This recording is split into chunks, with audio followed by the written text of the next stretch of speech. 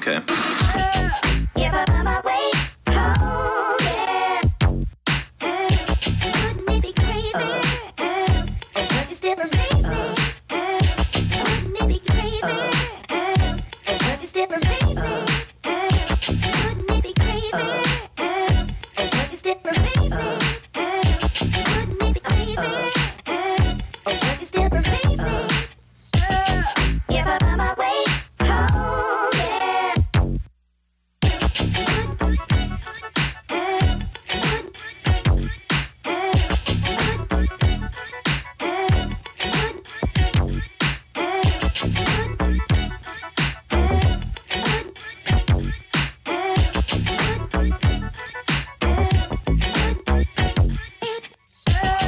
If I find my way home, yeah. Wouldn't it be crazy? Oh, but you still amaze me.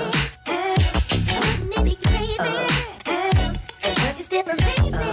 Wouldn't it be crazy? Oh, but you still amaze me. Wouldn't it be crazy? Oh, but you still amaze me. If I find my way home, yeah. This is the move for those who. What we do here is go back.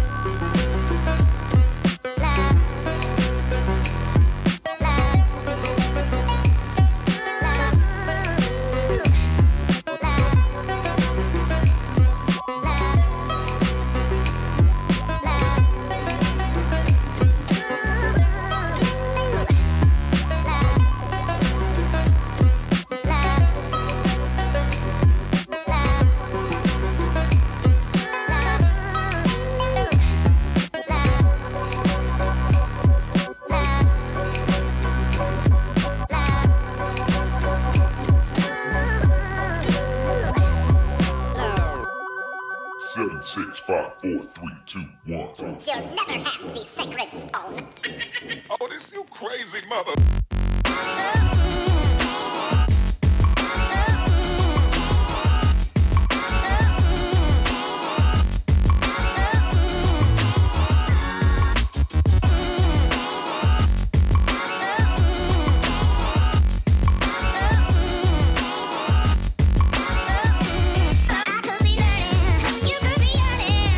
To see what's behind these closed doors, but I promise you that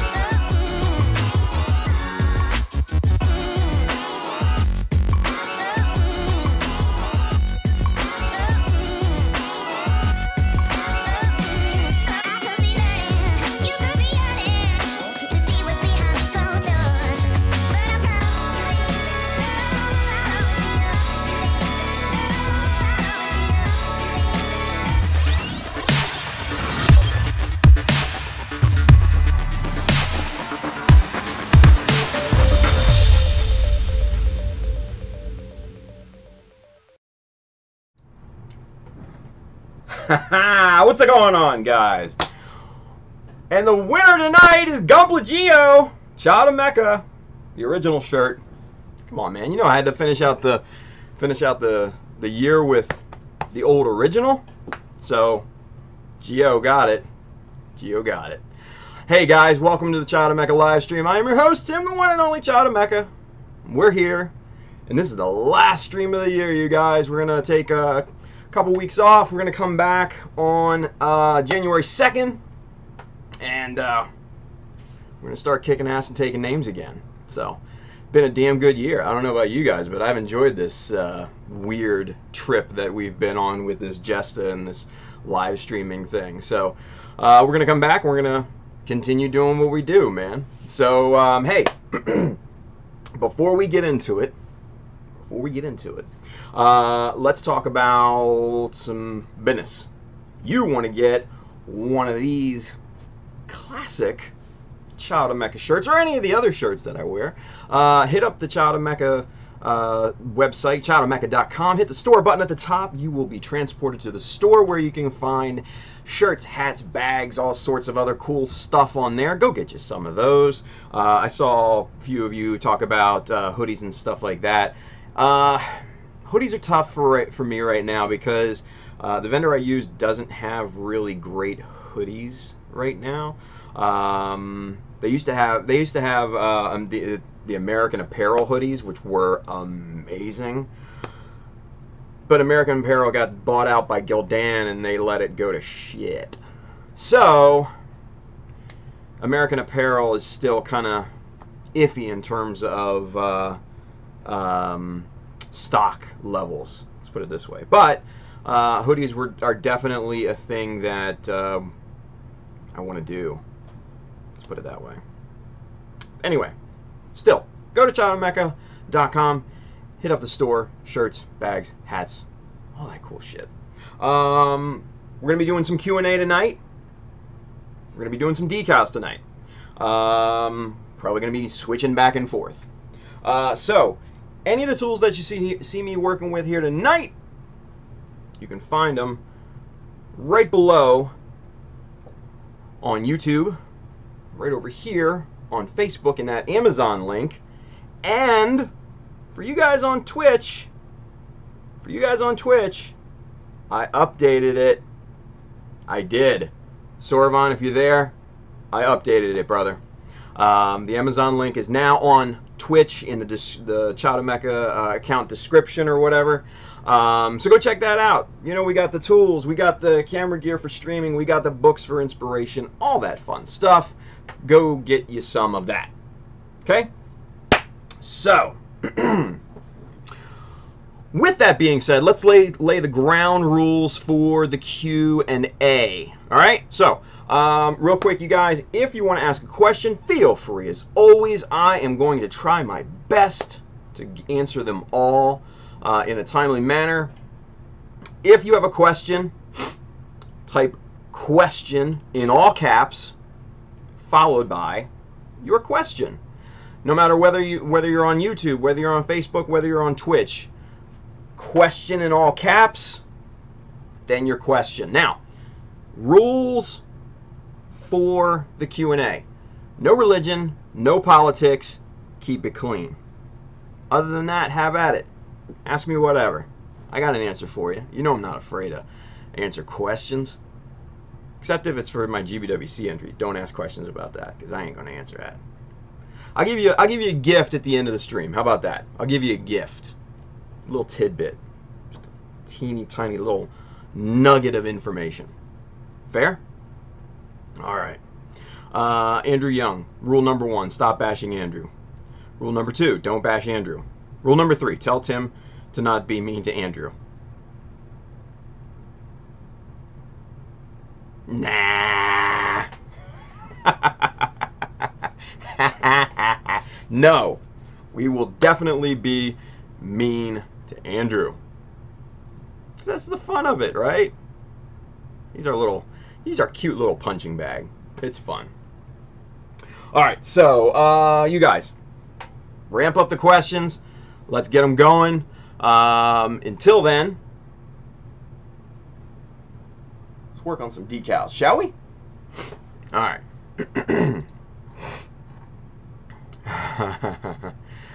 Okay, so Jimmy, Gunpla Fixation. How many kits in your backlog? Probably not as many as most, but more than I would like. Let's put it that way. Let's see.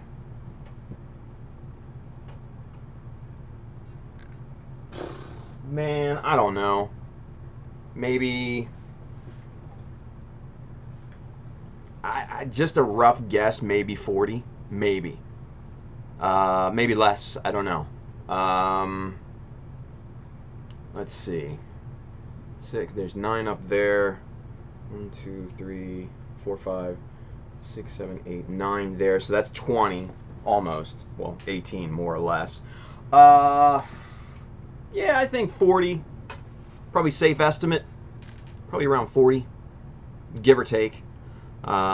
Different sorts of things. Yeah. Chris R. Question, Tim, are you going to add beanies to your hat line? Interesting question. I have not thought about beanies, to be quite honest. Beanies, I can get beanies. I'd have to test them first, you know, by prototypes and stuff like that to see what the quality is, but yeah, we might be able to do that. Yeah. So, guys, don't forget, question, all caps. All caps. All right, so let's see. Kenneth Sim. Did Tim do some heavy shopping in Haiku decals? No, not yet. Not yet.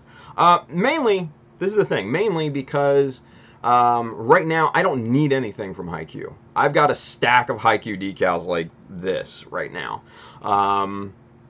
So I don't necessarily need Haiku decals right now. And I've got a ton of metal parts too, so the necessity's not there. But what is this? Something just popped up on my screen. Go away. Anyway, yeah, I don't have a necessity for it right now. When I do, there will probably be heavy shopping involved. Absolutely. Absolutely. Let's see. Going back. Space Strat 53. My question, what are you planning for your next work in progress? Can you give us some sort of preview? No, because that's the GBWC build.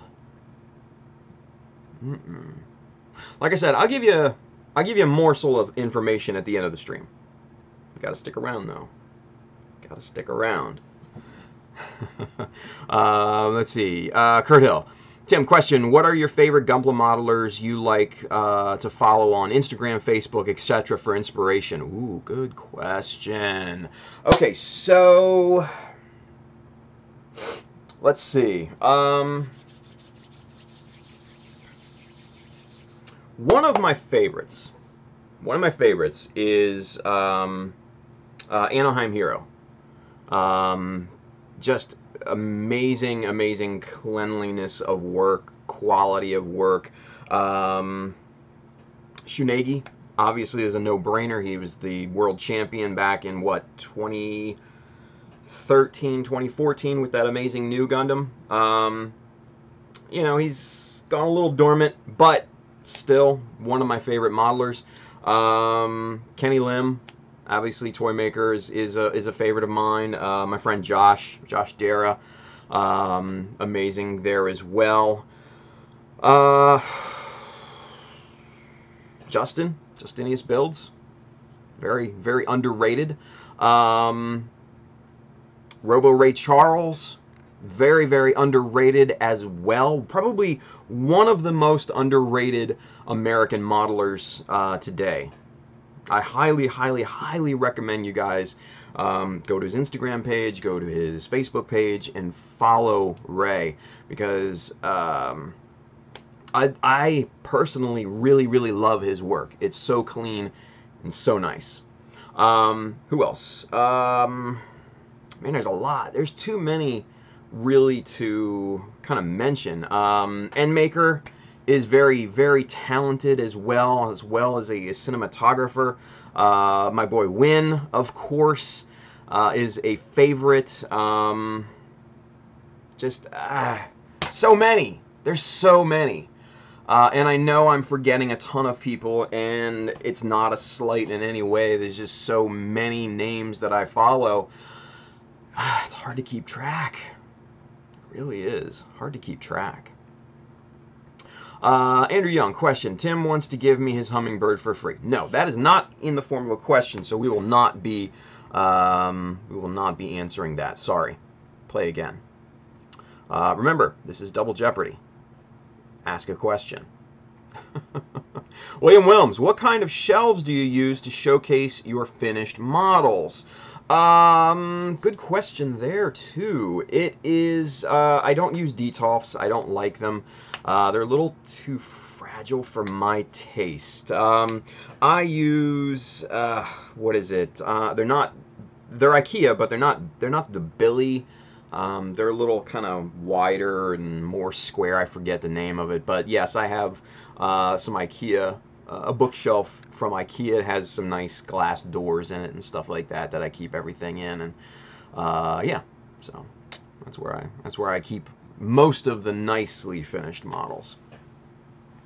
Let's see, Andrew Young, Tim, did you forget the sniper? No, I did not. I did not forget the sniper, but there are bigger priorities right now than the Spartan. The Spartan. He will remain dormant for right now. Yeah, for right now. Like I said, I want to get the 2019 build started and get that in motion first. That is priority. Let's see. GizmoCon Gumpla. Jonathan, he says, have you thought about ever making your own scratch building book? Yes. Yes, I have. Again, it all comes down to time. You know, putting together a book, laying it out, taking the pictures and all that stuff is an immense amount of work. So yeah, I've thought about it for a good number of years. It's just not feasible yet, unfortunately. But it is something on the to-do list. Let's put it that way. Yeah. Let's see. Ricky Paul Carlson, do you utilize a color wheel when trying to pick your second and third colors? No, actually I don't. A color wheel, using a color wheel and finding complementary colors or tertiary colors or what have you, I don't know, man. It's just, I like to pick colors more based off of feel rather than what would, you know, be on a color wheel at that point. You know, I deal enough with that in my everyday work. I don't want to deal with it in you know, the hobby as well. So, no, to answer your question, no, I don't use a color wheel. I just kind of pick colors, see what works, see what doesn't. Trial and error. Yeah, that's what I do. Let's see. Kirill, that would be awesome. I would order a book if you do one, Tim. Thank you, guys. I appreciate that. Can never have too many. Fortunately, Bailey says, fortunately, you have the bones of a book with the website tutorials. Maybe a dozen more articles would make a full book. I mean, yeah. I mean, you're right. You're absolutely right. I want it to be more than that, though. You know, that's old stuff, right? That's old stuff. People can see that stuff anytime.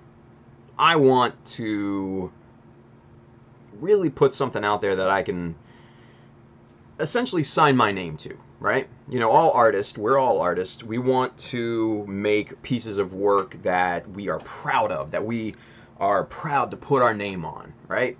that's how I would feel with a book. That's how I feel with making videos for you guys. That's how I feel about, making this stream. I want to make it something that I am 100% happy with, 100% proud of, and happy to sign my name onto. So, yeah. Chris R. Question: besides Jesta, what is your favorite mobile suit? Zeta Plus. Yeah. If you guys couldn't tell, the Zeta Plus, is the groundwork for the Hummingbird.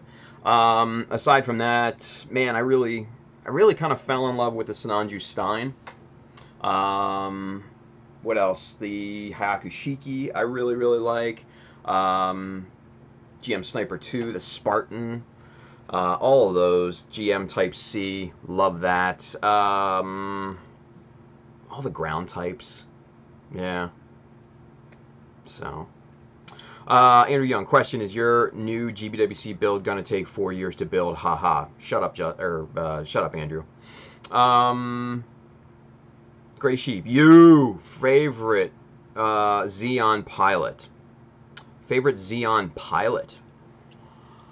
Oh, that's a good question.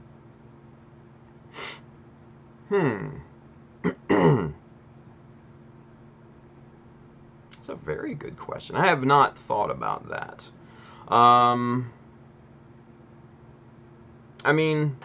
Look at it this way. You have Char, obviously. That's a no-brainer. Full Frontal, those guys. Rambaral, obviously. The TriStar guys. Those are all no-brainers, right?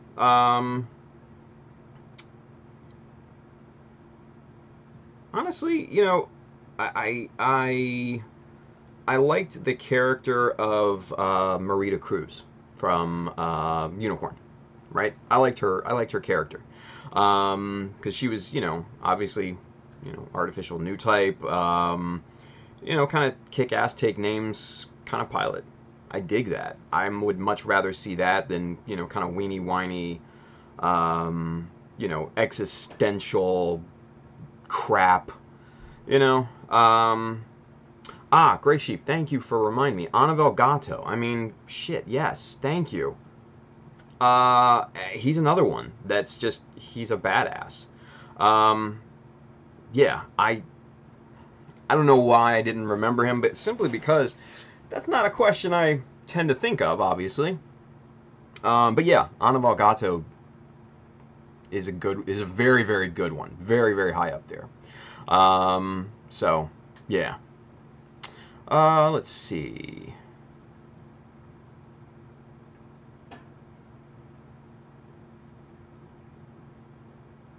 Spider 2K2, James. So how far are we into the Jesta completion, Tim? 45%. No, man. We're on the decals, dude. This is going to get wrapped up very, very soon. So we're probably, I'd say for the core model, probably 90-95% there.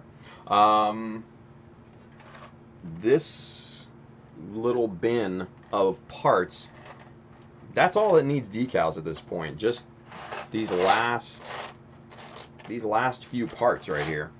So we're getting real close. And then after that, put them in the dehydrator for, a good part of the day. Let the liquid bake off, if you will, and then kind of melt those decals into place, and then it's final flat coat and final assembly for this beast. And then after that, obviously, I still have a little bit of work to do on the base, but the Jesta itself is pretty much done at that point. So yeah, so it's going to be very soon. Very, very soon. Very soon.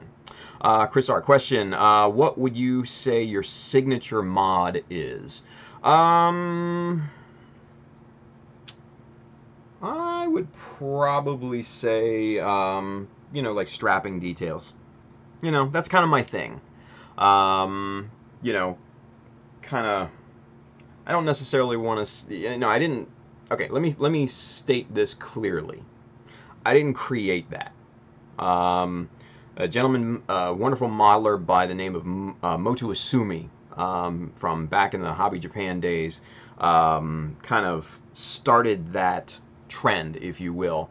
And I just kind of adopted it into my own kind of style. So I would say, yeah, strapping is probably going to be the thing that I do most. Let's put it that way. Let's see here. William Williams, question. Dream model you want Bandai to make 1/100? Kshatriya. Yeah. I want a Kshatriya. I do. Can't help it. Either that or maybe like a Gustav Karl. I would like that. Yeah. Maybe an updated GMC. Maybe layer that over the, or maybe integrate a GMC armor to a GM Sniper 2 kind of inner frame. You know, so a GMC 2.0 maybe. I would like to see that. I would like to see that. I don't think that's going to happen anytime soon. Trust me. But one can always dream. Hell, I mean, you could always take the normal GM 2.0 and just kind of slap on the GMC armor onto it. You know, little modifications, all that. Yeah, could work. Who knows? Let's see. Dwidget. I think that would be the Kshatriya for... See, Dwidget? Yep, you know it, man. You know it. Gray Sheep, any new releases you're most hyped for in 2019? So far, not really. You know, number one, I don't keep up too much with, you know, new releases and stuff like that. So, you know, hard to say, but yeah, I'm not really, I'm more focused on what I have rather than what's coming. So, yeah. Let's see. Nash Hanna, question, what do you recommend for a good first master grade kit? Oh, man. Good question there. Good question there. Any one of the ground type master grades. Yeah. Any one of the ground type master grades. And reason being is that the ground type master grades, for their age, they're all still incredibly solid. Incredibly solid. Yeah. Wonderful articulation, wonderful proportions, great amount of details and accessories that you get in those kits. So yeah, any one of the ground types. So, you know, the ground Gundam, the ground GM, the ground GM Sniper, Easy 8, any one of those. Any one of those is going to be a great starting kit. And since it's a little bit older, it is a little more simple than your modern master grades with kind of, you know, little fiddly parts and intricacies and things like that. The ground type units were just insanely, insanely solid. That's what I would recommend. Ricky Paul Carlson, does your wife ever give you the eye when you bring home more kits? Not really. I mean, sometimes she does, but not really. Like the other day, I bought two new kits. I got them at, you know, really, really good price. So it was a no-brainer. And I bought them off of one of my friends who, you know, kind of was in a strap for cash, right? So bought two kits off of him. They got sent here. She saw the box. You know, I just took them downstairs. I wasn't trying to hide it from her or anything like that. She saw the box that they came in. She's like, what came in that box? I'm like, oh, I bought a couple kits. She's like, oh, okay. Wasn't even a big deal. So, excuse me, guys. Let's see. Stark Jagan Master Grade. When? Talk to P Bandai. That's what I would probably imagine. Let's see. Chris R. The Alex would be a cool update as well. Yeah, you know, and I've said that before in the past. An Alex 2.0 probably is warranted at this point. I'm not a big proponent for 2.0s, you know, for the most part.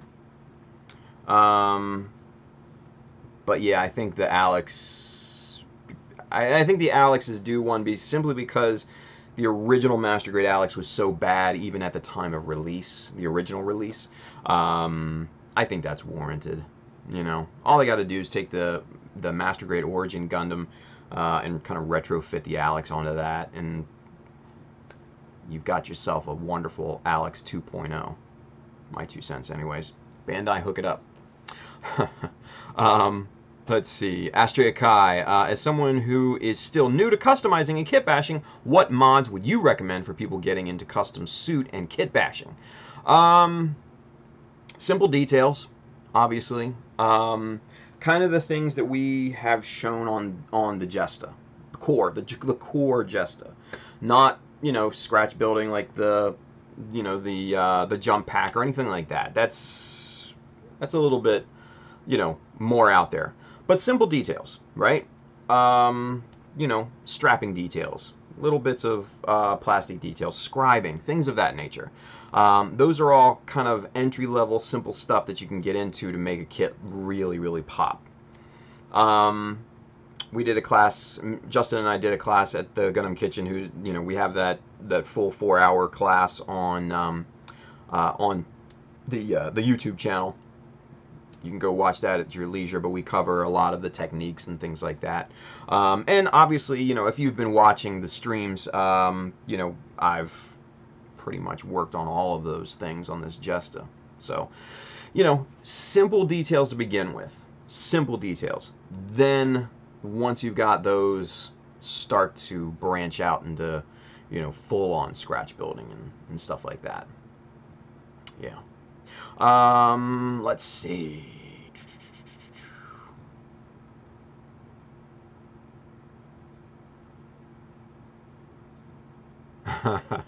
Yeah, Dwidget, he says, yeah, because she's already got past that phase. It's true. It is true. And you know what? I have to admit, I used to be really bad when it came to backlogs. Like, really bad. And I know that's the natural progression of things, right? You know, there are phases that every at least Gunpla modeler, every Gunpla modeler I see goes through similar phases, right?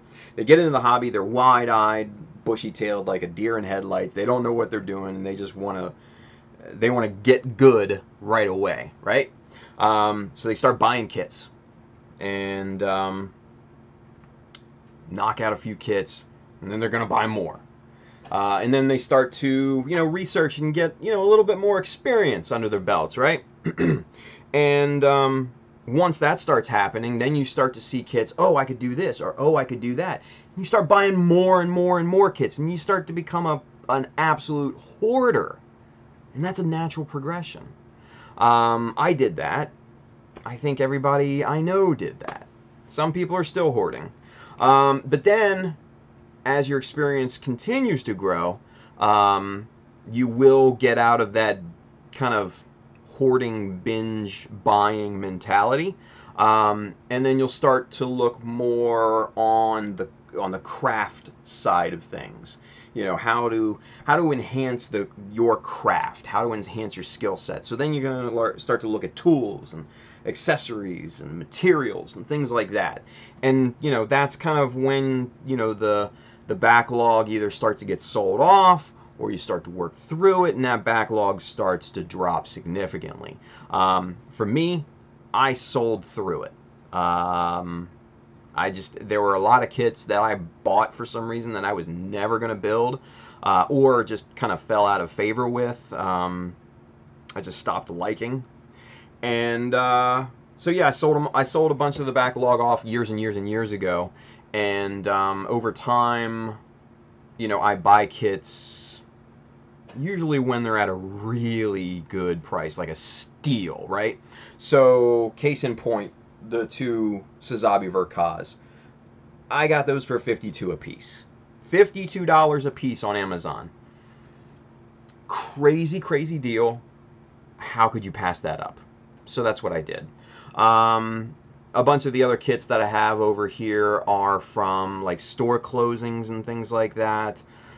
Bought a bunch of kits when Hobby Wave closed down a couple years ago.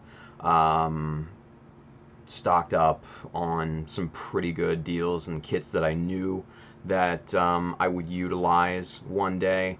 And, you know, I still have some kits left over from back before. You know, you got your Cubile over there. You know, you got the 160 of the Rick Dom down here that I also got as, you know, at a really, really good price. And that's super, super hard to get. So you see that at a good price like I did, and that's hard to pass up. So yeah, your kit volume does, you know, ebb and flow, right? So that's where I am at this point. Let's see. What else? Belly says, I'm calling it Alex 2.0 for the 0080 30th anniversary in 2019. God, I would hope so. I really would. James Douglas, question. What's the best way and time to reach out to bounce some ideas off of you? Whenever, man. Whenever. I think the easiest thing to do is hit me up on Facebook, right? So, yeah, whenever. I may not get back to you right away, mind you, but I'll definitely get back to you. So, yeah, hit me up on Facebook. Let's see. Julius Dembski. What's up, Julius? Question. Sorry if you answered this, but after decanting your paint or clear coat, do you add the thinner or wait until you are about to use it? Great question. So, the thing with decanting, and we've kind of discussed this, you know, before. And so the thing is with decanting is that, what's up with that? All right, so for some reason Twitch and Facebook is not coming through on the chat program. That's weird. All right, I'll have to keep an eye out. When I saw you, backlog goes down, and just in case spare parts pile goes up. Nice, yeah. So decanting. Sorry, Julius. So decanting. Once you get the material out of the spray can, you want to let that sit and gas off for 3 hours. You want to let it, you know, sit in its new container, its new home, with the cap off. That propellant will degas. You leave it out, you know, leave that open for at least 3 hours. Once 3 hours passes, put the cap back on, shake it a little bit. If it fizzes up like soda, leave the cap back off for another hour or so, or until it looks like it's not bubbling up anymore. Times may vary, but 3 hours for a general rule, that's a good first check. After that, once it's fully once it is fully gassed off and you're ready to go, that's when I add a little bit of Mr. Leveling Thinner to it. Just mix it in there with the big batch, and after that you're ready to spray. So, yeah. But good question. Thank you, Julius. Let's see. Andrew Young, question. Was my homework acceptable, or do I have to rewrite it again Friday night? Honestly, Andrew, I haven't read it yet. I just have not had time. I'll get to it. Don't worry. Don't worry. Let's see. Carlo Castro. Andrew, can I DM you for a specific scribing question? Why would you want to do that? Not Andrew. There. Oh, man. Dwidget. Tim, why are you talking about mechanics? I don't know. Let's see. Yeah, the 0079 2.0 are intentionally light on detail. Yeah, that's true. Let's see. Oh, okay, so it does look like Facebook came through. Let's check to see if... No, Twitch is not coming through. What's up with that? Weird. Okay, so I'm going to have to keep Twitch open. Yamin Gira. Question, is there a kit you would never get? Yeah, good Great question. Yeah. The Master Grade Alex. I would never buy that fucking kit again. Never in a million years. No. Flynn Berger's over there. He says, "Sup, Tim? What's going on, Flynn? Good to see you, buddy." He says, "My favorite Xeon pilot is Norris Packard." Oh, you know what? That's another one I didn't think about. Norris Packard is a badass. So, yeah. Oh, look, there's Flynn over on YouTube. I guess he migrated over, so cool. But yeah, Norris Packard is an absolute badass, so yeah. Let's see, Andrew Young. James Douglas, I have a message Tim at 3 a.m. before, and he's responded right after. Yeah, you know, I'm a night owl. What can I say? Let's see here. Keep going back.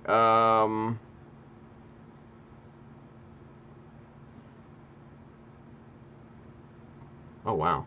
Oh, the Rick Dom at his Gray Sheep. Rick Dom at my local shop for 60. Is that the 160th or is that the Master Grade, though? Big difference.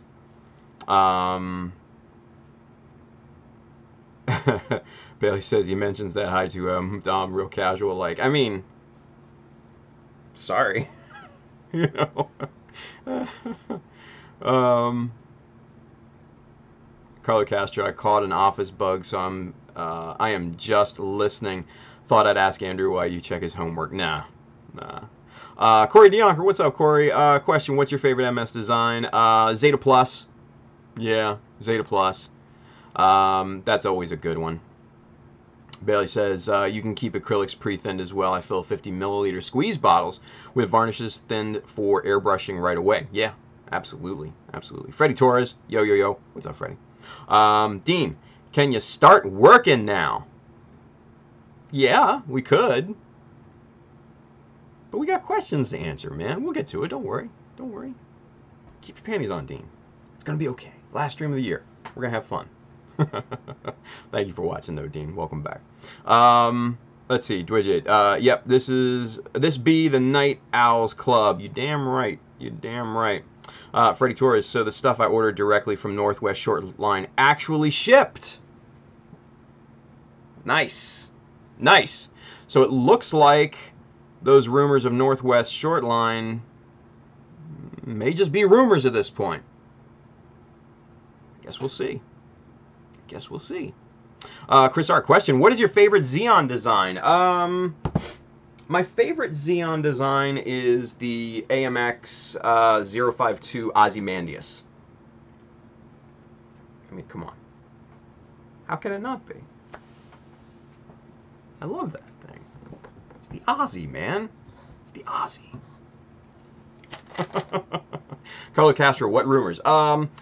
So there were rumors of Northwest Short Line kind of being on its last leg because some of the vendors that tried to call Northwest Short Line didn't get any answers and no calls back. So there were some questions about whether they were still around or not. But since we have confirmation of shipping from Freddie, then I guess they still are around. Good. I'm happy about that. Chris R., I got my chopper today, already playing with it. Sweet. Sweet. Andrew Young, Stein don't count, Ozzy don't count. Shut up, Andrew. My show, my rules. Corey DeYonker, by the way, thank you so much for the inspiration advice last stream. Really helped out greatly. Awesome. That's awesome. Andrew Young, that doesn't exist, boy. Man, who are you calling boy? I could be your father. I might be your father. Oh, man.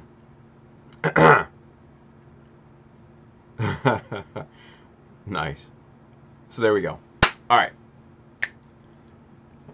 Kurt Hill.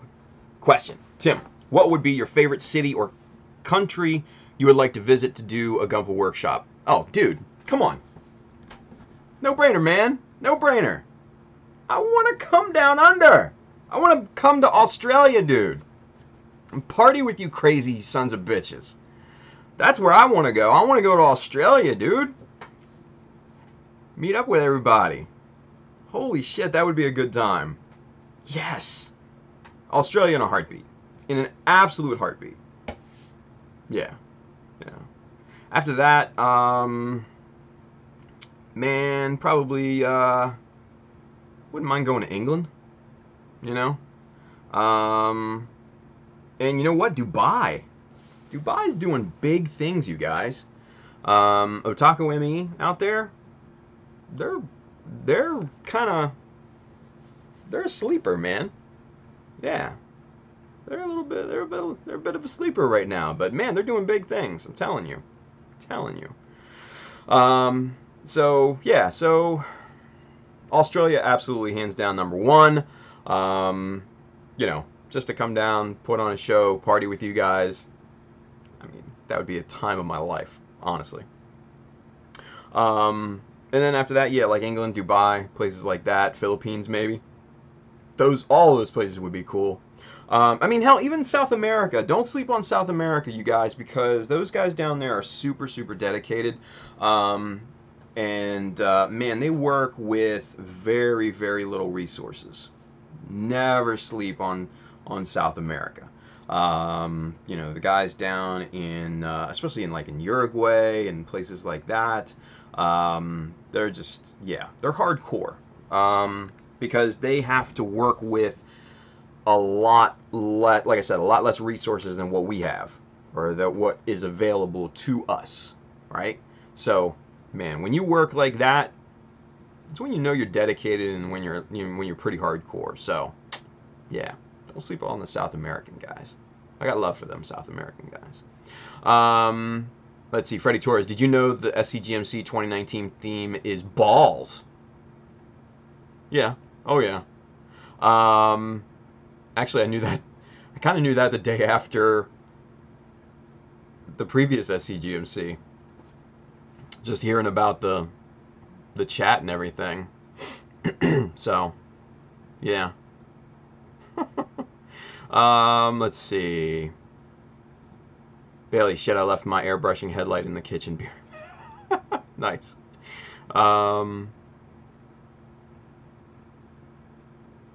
Let's see. Yeah, Australia would be crazy. Julius Dempsey, question. What is the best way to remove the super glue that is pushed on to the surface of a piece after a scratch-built piece has been attached? Good old hobby knife. Where is it? This guy. Chisel blade. That's my weapon of choice to remove super glue. Get yourself a fresh new blade that's super flat and very, very sharp, and that will just scrape up any of that super glue, make that surface pristine. Yeah. Yep. But yeah, like the guy said, you can sand it down too. But yeah, I'd probably try scraping it off, personally. Let's see. Chris R, can't wait to beat Tim in GBWC and go to Japan. Sweet. And Young, that shit better have seams if you want to beach out of Mecha. Yeah, right? Oh, man. Good stuff. Good stuff. All right. So, since the questions are slowing down, you guys, let's grant Dean his wishes. Let's get to work, shall we? We'll check back here in a little bit on all of the places here. All right, so let's go to camera, shall we? All right, so for you guys that may be watching for the first time or might not remember what we did with the decals before, so a few things that you need. You need a basin of water. You need decal, micro set, micro sol. This is just decal set. This is micro decal solvent. Tons of different brands. I like micro scale products personally. So yeah, that's what I happen to use.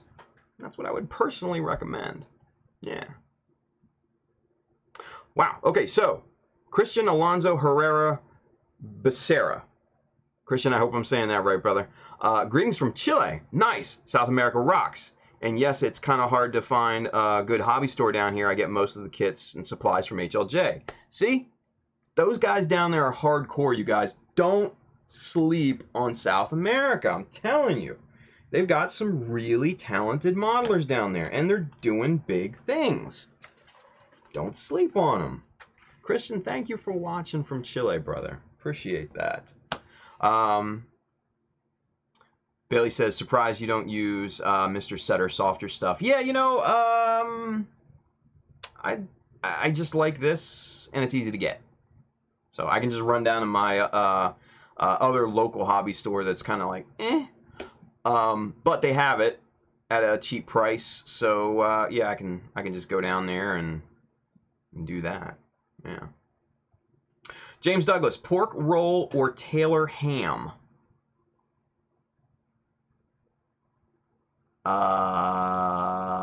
Pulled pork? Barbecue? I don't know. I don't know what those are, dude. Andrew Young. All right, I gotta log off. I need to work on my PowerPoint for my interview tomorrow. Womp womp. Space Rat 53. What are some tools you would recommend for people getting into kit bashing and scratch building for the first time? Great question. Uh-oh, you guys, we've been found out. Lynn Harkins is in the chat, my wife. What's up, babe? She says pork roll. I don't know what that is, but hey, whatever. So, Space Rat 53. This right here. We've been talking about it. Chopper 2, hands down. #1 tool in my arsenal, just by a country mile, right? That right there will get you easily repeatable cuts, nice straight cuts, the whole 9 yards. You can set it at different angles and all that stuff. Very heavy duty, always perfectly straight. Yeah, and it's good. Let's see, my wife says it's a New Jersey breakfast meat. All right, I never heard of it, but I trust you. I don't know. Anyway. So what else? Man, get yourself a good hobby knife. I like Olfa. I like the little NT cutters. You can find both of these on Amazon, especially on the Amazon link. The chisel blade for these little guys is very, very useful. Some really nice metal rulers. This is just an L square from Zona. Of course, the Wave T square, always a no-brainer.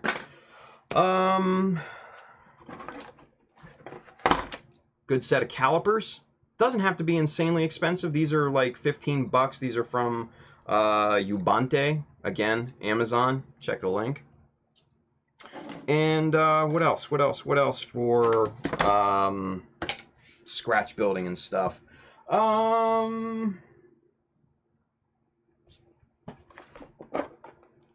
Pin vise. And a good set of drill bits. These are not metric, these are wire gauge.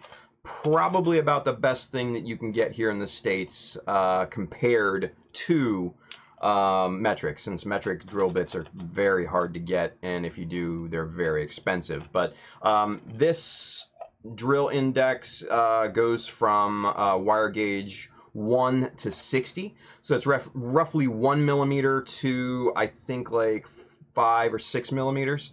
And so different steps between all 60 of those. Great little set too.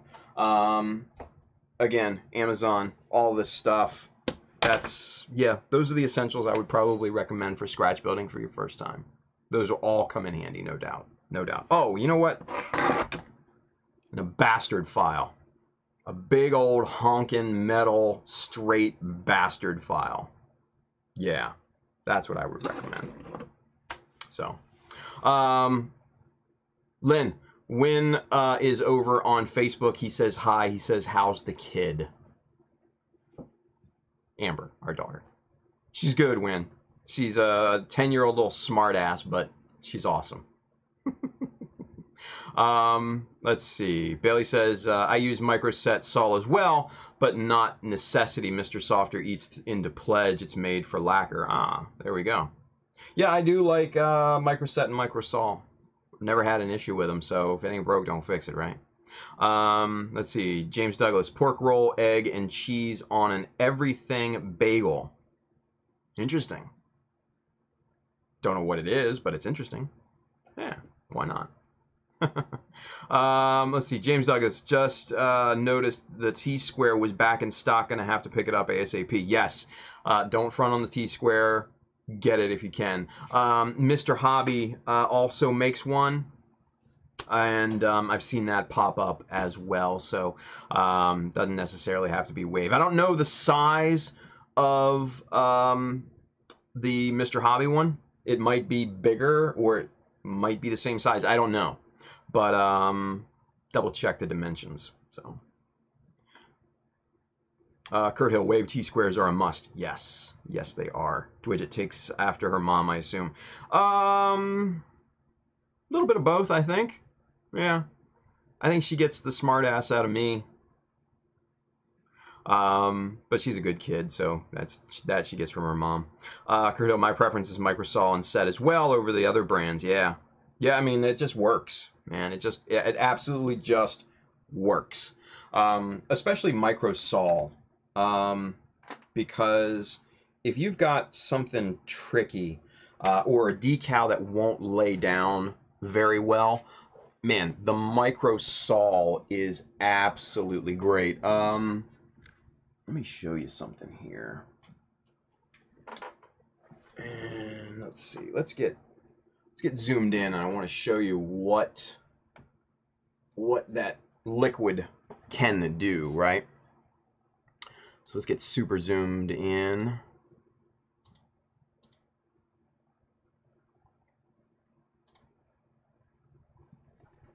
Okay.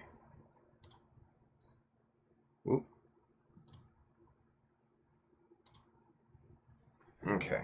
So let's talk about this little Anaheim Electronics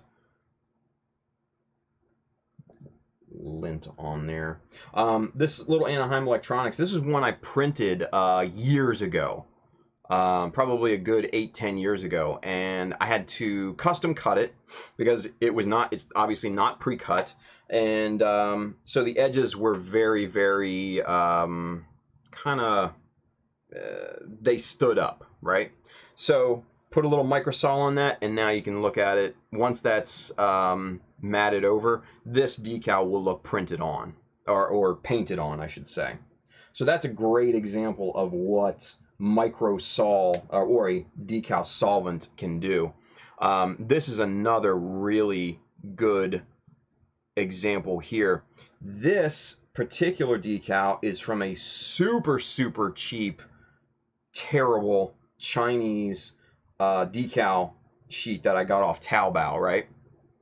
And by the time I got them, I don't know what happened to the package. It must have been left out in the rain or something, because this entire sheet was soaked. All of the decals kind of had shifted and jumbled on the sheet and everything. And so I basically just let them, I put them in the food dehydrator, let them dry, you know, for the majority of the day. And this was kind of like the best kind of rescue sized decal for the cockpit that I could find, because I wanted it a small size, and this was kind of perfect for that. And you can see how it just conforms perfectly now to that surface. Same thing there. I mean, it just laid down like crazy. You can see in the glare. It's just melted into that surface, which is perfect. That's exactly what we want for a decal, you know, because that decal will probably not silver.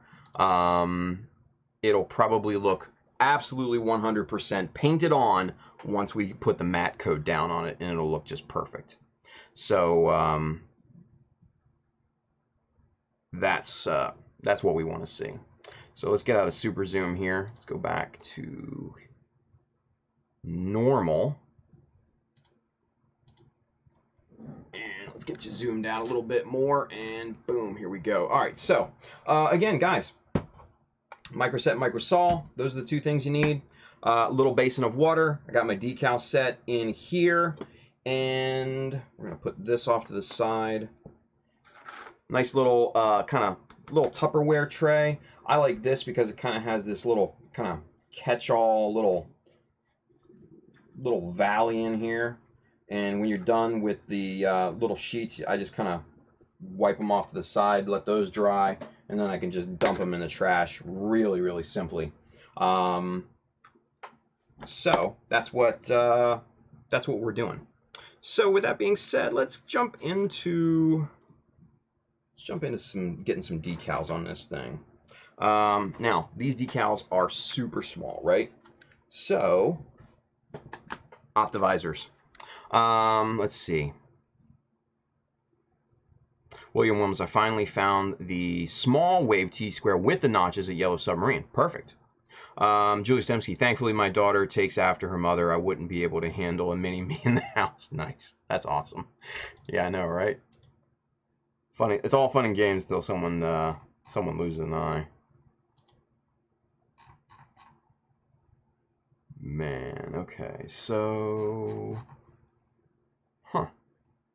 Wonder, is the chat still working? I don't know. Somebody over there on YouTube say something. Because it looks like on the YouTube page, it's stopped way above where it was. And in my chat program, all I see is Julius's comment from like 5 minutes ago. So that's interesting.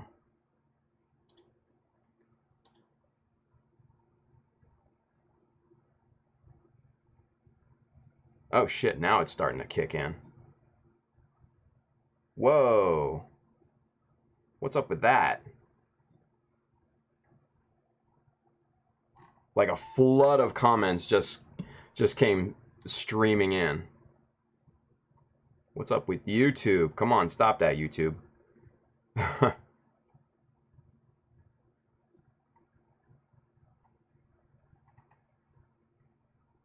Yeah, and these were... Looks like these might have been old comments too. Crazy. Anyway, hey, all good. We know it works now. Perfect. William Williams, question. Where did you get the 10x glasses for your Optivisor? If you hit up the Amazon link, I have the Optivisor linked in there, and then you can select the strength of the lenses that you want to get. By default, I think it's... I forget what it's set at right now. I think it's a lower power than the 10x. So, yeah, the Optivisor is, but they say they only have 3.5. Really? Okay. Let's take a looky look, shall we? Let's hit up the good old Amazon and tools for scale modeling. Let's take a peek. Optivisor.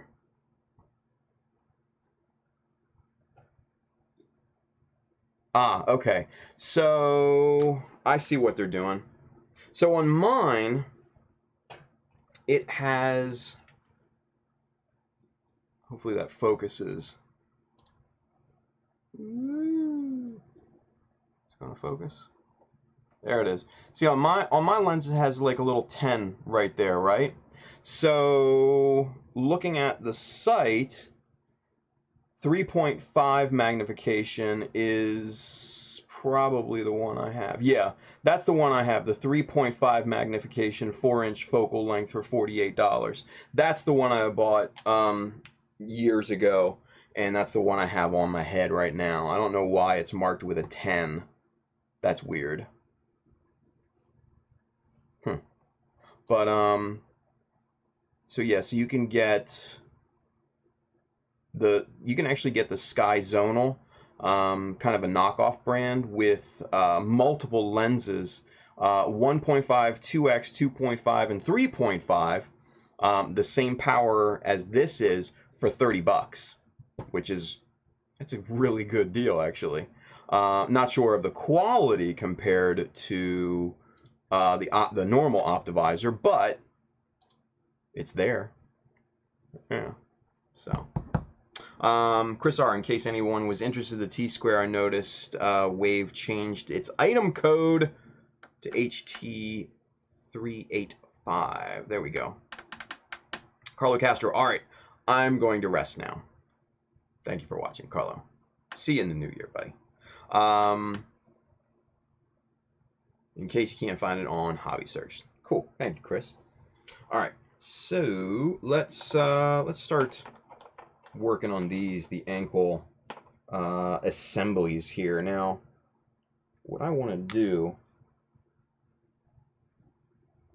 we're going to put some crash hazard decals on these ankles because, yeah, that could be a problem.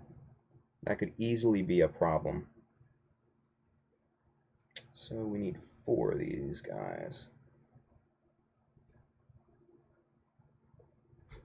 Boom, there we go, rock and roll. All right, so process that I do, take your decals and your tweezers right into the water, dip them in there for a few seconds, get them nice and saturated, pop them right onto that little tray. Let them sit for 3-4 minutes maybe, until they released from the backing paper. That's the biggest thing. They need to be completely released from the backing paper. Excuse me.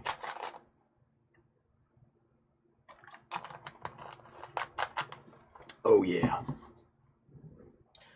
So, with that being said, we're going to continue looking for more decals to put on these pieces here.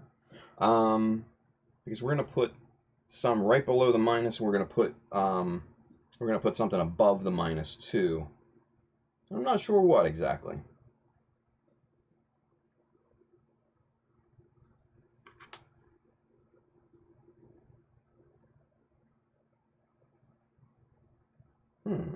Those are good ones.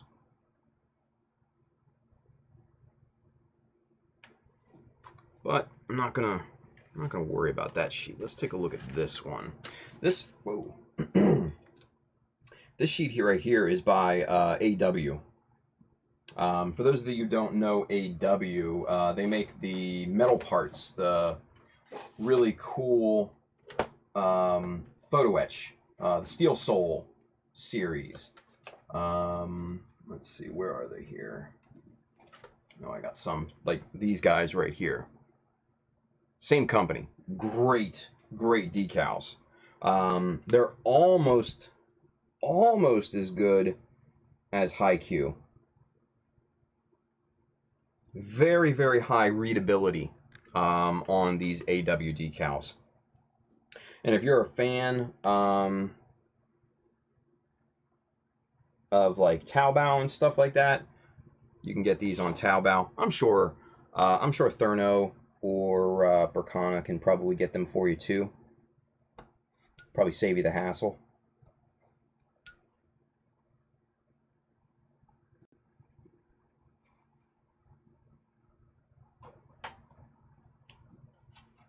Bailey says AW decals are really nice. Yes, they are. I was pleasantly surprised by their quality, mainly because I needed, you know, some good variety of orange and white ones for the Aussie, and man, I was really happy with the quality of those.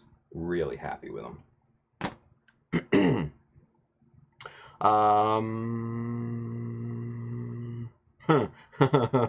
Ricky Paul Carlson, Fireball whiskey and eggnog. Thought it sounded good, but not.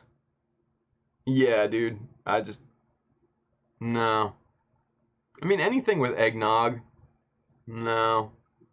I'm not an eggnog fan. Not at all. Dwidget, someone summon me. Yeah, dude. AW decals. Just mentioning them. Figured if anybody needed them, you might be able to get them for them. I don't know. USA Gunham Store might still have a few AW decals. There we go. Friends don't let friends drink Fireball. Nice. Good one, Freddie. Let's see. Chris R. Jack Daniels, Tennessee. Fire, way better than Fireball. Try it. You will be a believer. Fair enough. Fair enough. All right, rock and roll. Let's see what these decals look like here, you guys, because these should be released, at least the first ones that we cut. Yep, they are released from the backing paper. Now if I can just pick them up, there we go. And we dip it in the decal set, 100% submerge it, wipe off the excess, and then we are ready to place. So we're just going to put this right there.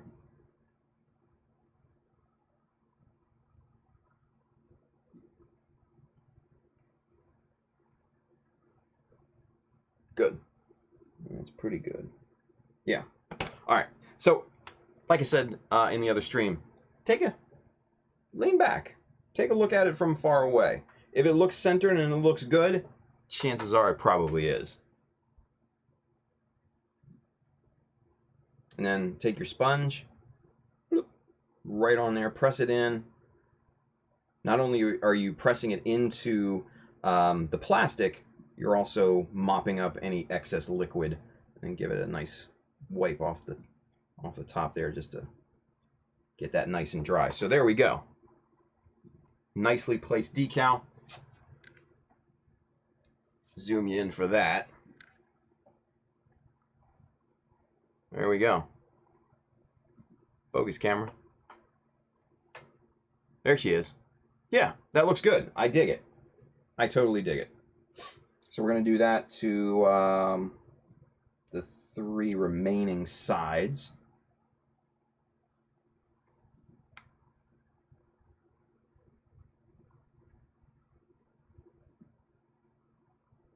Now, the big thing with decals is that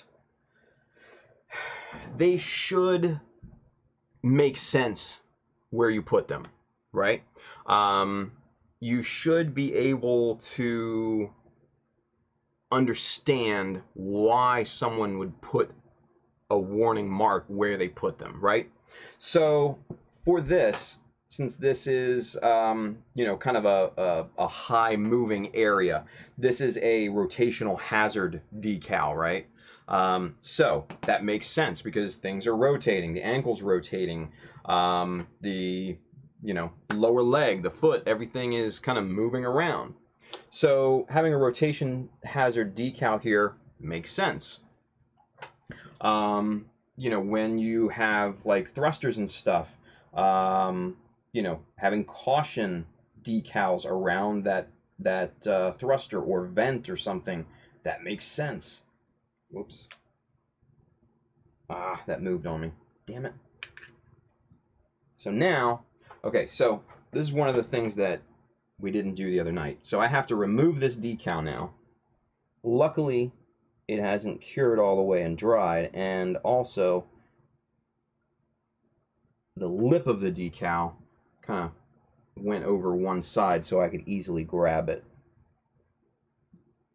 But if for some reason you have a decal that's set and you can't grab it very easily, just take a brush, just a simple old paintbrush like this, dip it in your decal set, and then just wipe that on top and let it sit for a few minutes. You should be able to either kind of rub it off with your finger, or if you're lucky, you might be able to even just peel that off with you know, your tweezers or something. Let's try that again.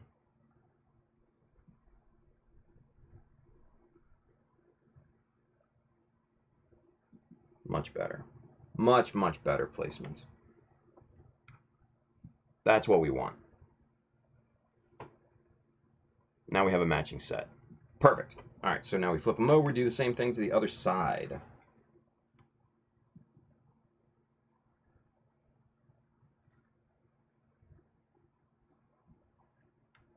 Okay. Just like that.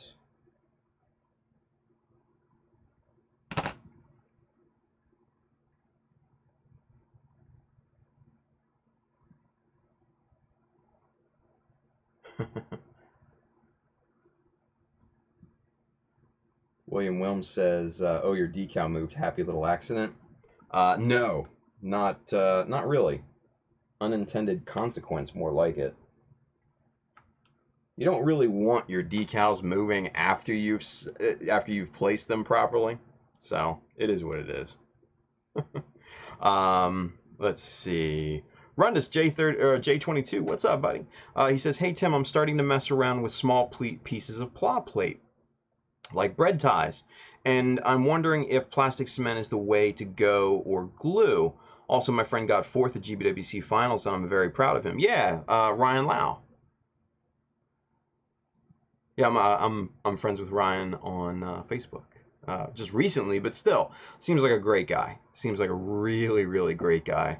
You know, from the little bit that I've, chatted with him, and from, the video that he had made, seems like a good guy. Yeah, seems like a good guy. But to answer your question, and it looks like Bailey just did, yeah, plastic cement. Bread ties are just polystyrene, same as the plastic that we work with in models. So yeah, your plastic cement's probably going to be fine with that. Yeah. Rhonda says, yeah, we go to the same Gumball meetups. Awesome. Awesome. We'll tell him I said hi. That's cool. That's cool. Yeah, he seems like a really good dude. Really good dude. Very happy person. So, awesome stuff. Bailey says, or super glue, but plastic cement will melt the bread tie as desired. Absolutely. Absolutely. Cool. All right. Last rotational hazard decal here. Let's get that. Ooh, come on. Oh, come on. Get off the tweezers. There we go. Some of these decals are so small, they like to ride the liquid, and sometimes they actually get kind of stuck on your tweezers. Doesn't happen a lot, but it does. It does happen.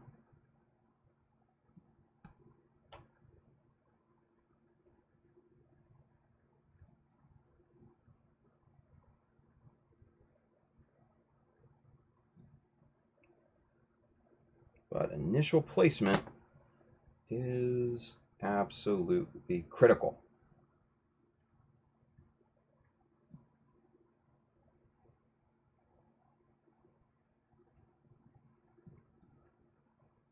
There we go.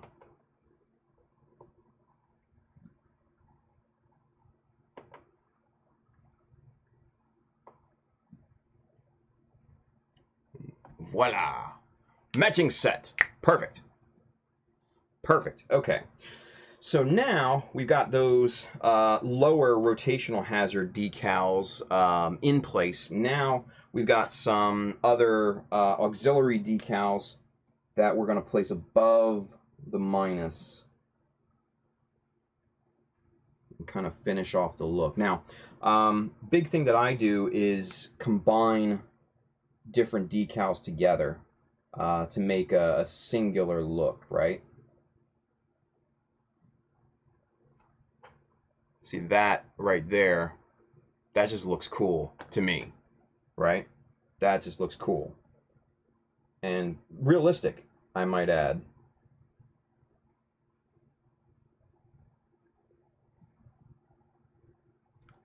Here we go. Sweet. Colonel, catch you later, Tim. Got to run a few meetings. Ooh, fun. Have a good stream. Merry Christmas, Happy New Year. Same to you, brother. Thank you for watching. Let's see. Ricky Paul Carlson. Has anyone used Deluxe Materials Plastic Magic Adhesive? Yes. Yes, I have. It's awesome. It's awesome stuff. Like it says, low odor, super thin cement for invisible joints, bonds ABS, styrene, and plastic Other glues cannot. I can absolutely vouch that it can do all of those things. It's my glue of choice. Way over and above, you know, Tamiya Extra Thin. Yeah, I like Plastic Magic so much better. So much better. Cam, what's going on, Jonathan? Good morning, 4 a.m. here. Man, why are you up so early, man? Or why are you up so late? Could be a dual question. But hey, thanks for watching, dude. But yeah, so Ricky Paul Carlson, absolutely, Plastic Magic is wonderful. Is a wonderful glue. Highly recommended if you can get it. It's not sold in all stores, but yeah, if you can get it, it's great. So it comes in a box like this, and you actually get 2 brushes. You get the one that's actually in the jar, and then you get this longer one for when the jar starts to wane. And yeah, I bought this for $8.59. So I actually got 2 of these because I couldn't find it in my local store. I was kind of on my way back from Virginia one day, and I just stopped in another store about an hour and a half away from my house, and they had it, so I bought it. So yeah, Ricky Paul Carlson acrylic plate. Yes, yes it does. Yes it does. Amazon is carrying it. Oh, I wonder if it's on Prime.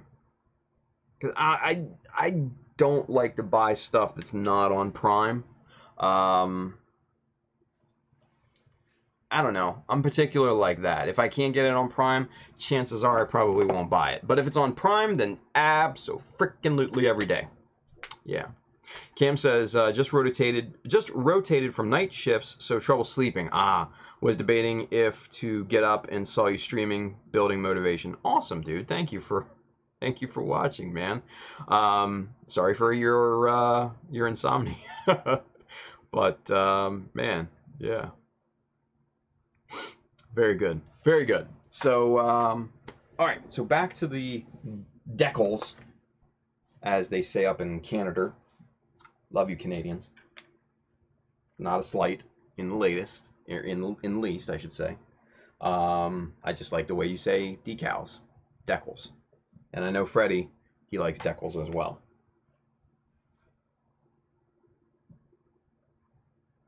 I think all those Gundam guys like the term decals. I don't know why. Maybe they're just particular to it. I'm not sure.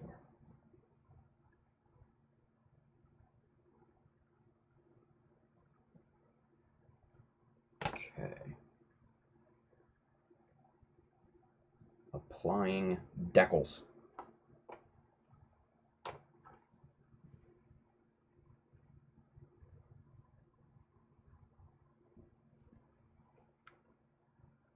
All right, so guys, if you guys remember, if you guys have questions, man, throw them up in the chat. I will do my best to answer them, because we are, man, it's the last stream of the year, you guys. Last stream of the year. Let's have some fun. Let's answer some questions, because I'm gonna be off for 2 weeks. You better ask your questions now. Better ask your questions now, because you're not gonna get a chance until January 2nd. So let's go.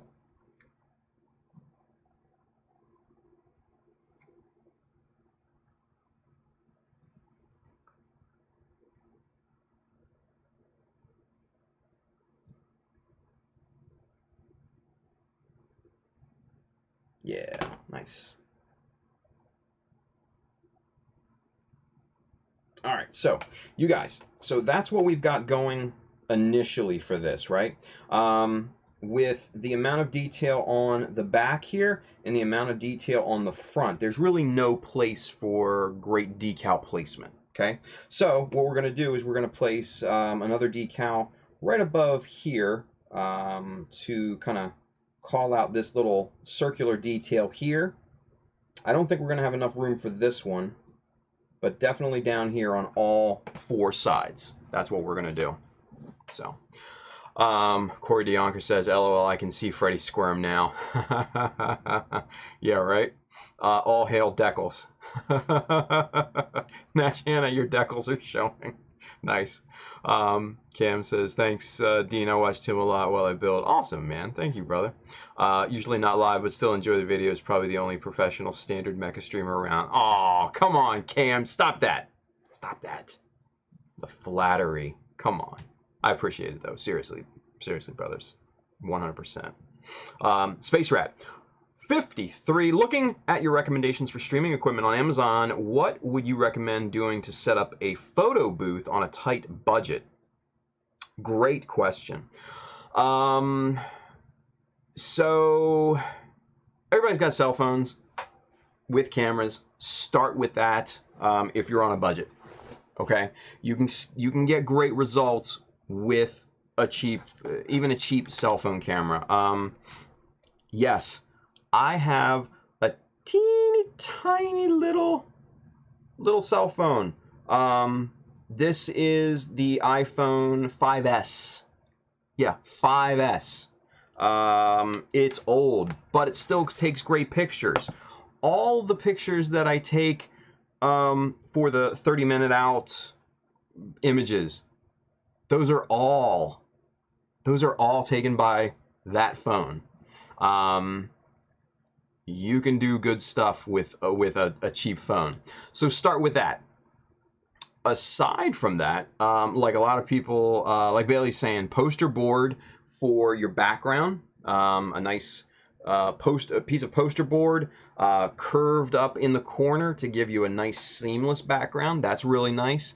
And you know, maybe go for like a different colored piece of poster board, like gray or black or red or something like that. Not necessarily white. Still, you can use white. Great choice. But try different colors. You know, especially based off of your suits, your mobile suits. You know, primary colors as well. So let's see, Space Rat 53. Why 3 lights and where should they be positioned? Okay, great. So the 3 light setup is usually for like portraits and stuff like that, right? In portraiture, you usually have your key light, which is usually set up kind of front 3/4 up, 3/4 to the side. You have your fill light, which is usually coming in from the other side, but it's not nearly as strong as your key. And then you have what's called your rim light, which is usually in the back and shining up at the you know, person's head. And what that's going to do is just going to give a nice little rim of light on that person's head, and that's usually the setup for portraiture. You don't need a 3 light setup for photographing models. You can get away with 1 light setup. 2 would probably be preferable, but I use 1 light all the time, especially when you're shooting a model and you have the light directly above the model. Man, very dynamic lighting at that point. So it's, yeah, you can get away with all sorts of creative looks. Yeah, so your camera phone, maybe a single light, and a piece of poster board. Very, very inexpensive lighting setup, and you can do wonders with it. Just have to get creative with it, you know? What I would say is go watch some videos on photography. And, you know, you'll learn, especially photography lighting, or product photography specifically. There are tons of product photographers on YouTube. Man, go watch their videos because it's the same exact process. We're just essentially shooting our products. So go watch those videos and you'll learn a ton. Trust me. Trust me. So let's see.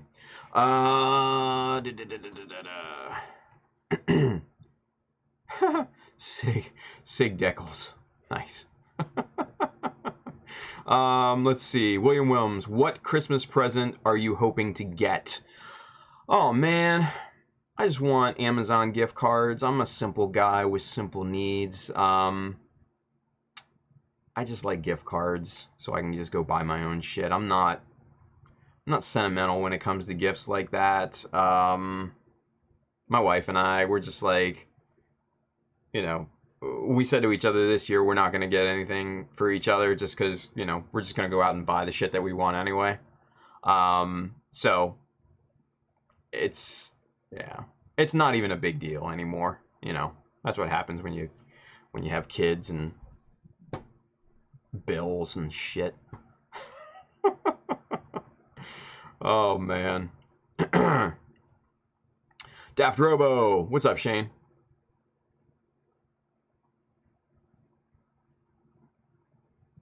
Exposure control, yeah. You can get away with automatic too. So, excuse me. On the iPhone, there are definitely some great apps that you can get for phone processing, for image processing and stuff. So, this one right here, Snapseed, that's actually by Google. And that is a great program to do post-production work. You can do all sorts of things with it. And let's see. Okay, so here's the original photo from the from the 30-minute out image. This is raw, untouched photo, right? And you have all your presets in here. You know, you can go crazy with that, or you can go into tools, and you've got a ton of tools in here that you can fine-tune the image. So this first one, tune the image, right? You can adjust brightness, contrast, saturation, ambience, highlights, shadows, warmth, the whole 9 yards. You can go crazy in there. Let's see. Another great tool that I really, really like is the vignetting tool. Now, what this does is it starts to create a shadow. That's making it light. It starts to create a shadow around the frame, and it basically draws the eye to the center of the frame. I do that a lot, but very subtly, very, very subtle vignetting. Helps to draw focus in on the subject. But that is a great, great app. I think you can get it on both iPhone and Google. So, yeah, go grab that. Bailey says, iPhone cameras have been pretty good since the 5S. Upgrades since have been minimal, just low light improvements. Yeah, low light on the iPhone, or at least my iPhone, is not great. It's very, very grainy, which is not a good look. But you can get some really cool, nice point and shoots relatively inexpensively. I would read the reviews. I like the Sony that I have in the Amazon link. I took that to Japan, and I've taken some great, great shots with that little camera. All the shots of the little bears that I've done, the Gundam version Logic, those were all those shots were shot with that little Sony point and shoot. Great little quality camera. And Sorvan actually over on Twitch bought the same camera. We're going to get him straightened out one of these days so he can start taking amazing photos with that camera as well. Sorvan, you have my promise, brother. So, yeah. Let's see. Corey de Yonker says, question, have any advice for going from custom modding on smaller kits to jumping into doing so for master grades? Yeah, dude, it's not different. It's not any different. You know, you're just moving up in scale, which isn't really all that much either. You can pack in a lot more detail on bigger kits. So, yeah, it's not much different, honestly. It's not that much different. I prefer the bigger kits, personally. So, yeah, just keep doing what you're doing. and just scale them up. That's about it. So, yeah. Bailey says, yes, diffuse the light. Sorry, forgot about that. Coffee filters over your lights, like these kind of arm lights, like these. You know, the ones from like the Pixar intros and stuff like that. The articulated ones. Put some coffee filters over that, wax paper, something like that, that has some transparency, but you can't necessarily see through. They're just, yeah, those are perfect diffusers. Perfect diffusers. Let's see. Daft Robo, Amazon gift cards are the best. I agree. Dwidget, buy stuff off of Tim's Amazon wish list. Right. When will the in-laws learn? Dude, you know, I've already set them straight, honestly. I already set them straight. Ultraman Dyna, he says, I made it. Tim, I have something to say about the chopper. My frustrations is that it doesn't cut anything square for me. Am I doing something wrong? Maybe? So, the thing with the chopper is that you have to be careful on thickness and width of the piece. The chopper is much better for thinner pieces than it is for thicker pieces, because for thicker pieces of plastic, yes, you're going to get some bend to it, and that's with any chopper style tool like that, right? For thicker materials, you're better off using a saw. It's just the way that it is, just physics. But for smaller strip, like strip styrene and stuff like that, it should be perfectly square. As long as you've got it butt up against the backstop, you should be cutting square every single time. But yeah, watch your material thickness. That's the big one. That's the big one. Let's see. Freddie Torres, Snapseed is great. William Wilms, gift cards always rock. Yes, they do. Dwidget, there's also GIMP. Is that on mobile though? I don't know. I haven't kept up with it. Ultraman Dyna, but the product leads you to believe that it is an essential function of the tool. Yeah, no, it is. Absolutely it is. Right angle chops are the trademark of it. Yeah. I am thinking that the reason is because the blade is beveled, so it creates a beveled edge, or it acts as a wedge that shoves the workpiece to the side, which then creates a beveled cut. Yeah, I mean, it sounds like you're cutting a lot thicker material than what the chopper was made for. So I don't know. Anything over like 1.5 millimeters thick, you might run into problems. Let's put it that way. But below that, yeah, it should be cutting perfectly square. Perfectly square. Ali Dragonite, I want to weather my kit, but the parts that I don't weather, it still has that plastic shine look to it. How can I fix that with painting my kit? Flat coat, dull coat, matte coat, whatever will take that plastic shine away from it. So, yeah. Yep.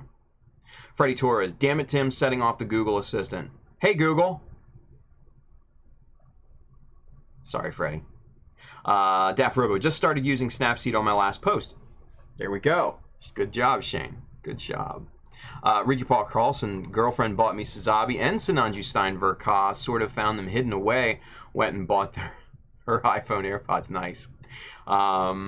Rex Smith, that's a lot of red plastic. That is a lot of red plastic, man. Or at least for the Sazabi, the Sinanju Stein, not really. Rex Smith, and thruster bells. Damn right. Chris Art, for thicker pieces, just use a miter box and saw. Yeah, no, that's exactly what I use too.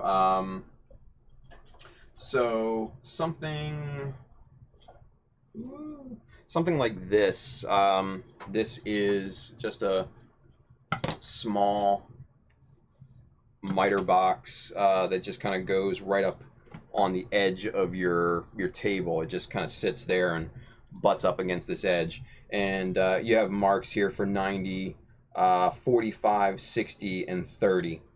And as you can see, I've sawn into this a lot. So yeah, one of these for thicker materials, you know, usually 1.5 mil and up. That's normally what you're gonna need to do for you know, for those thicker materials.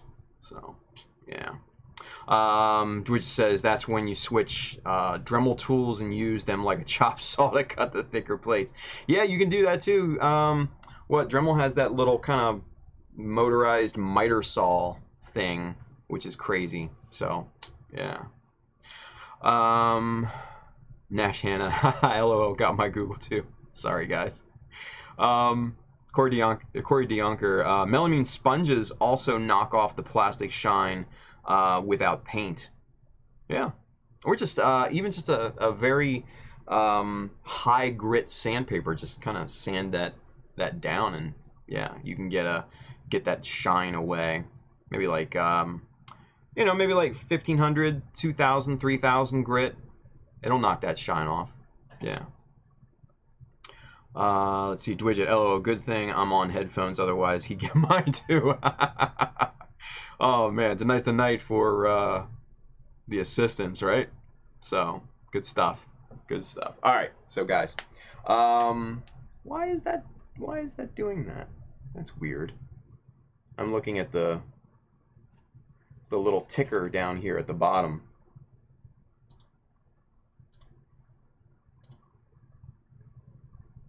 What is that?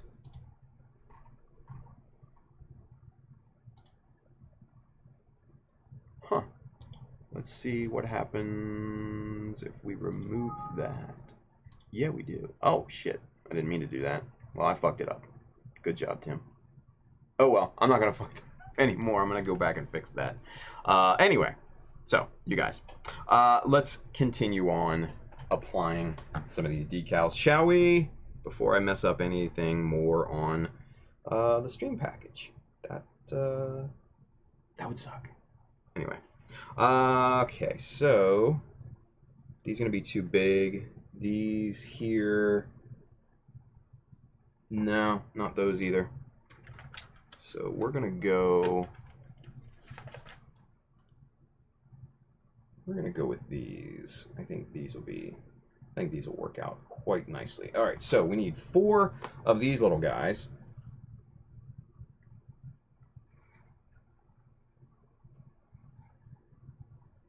And let's see, we're gonna set that off to the side. We're gonna dip these in the water, and then we'll get back to the questions. Set those off to the side. Let's see. Ricky Paul Carlson says, what are your thoughts on 3D printers on custom/replication for Gundam parts?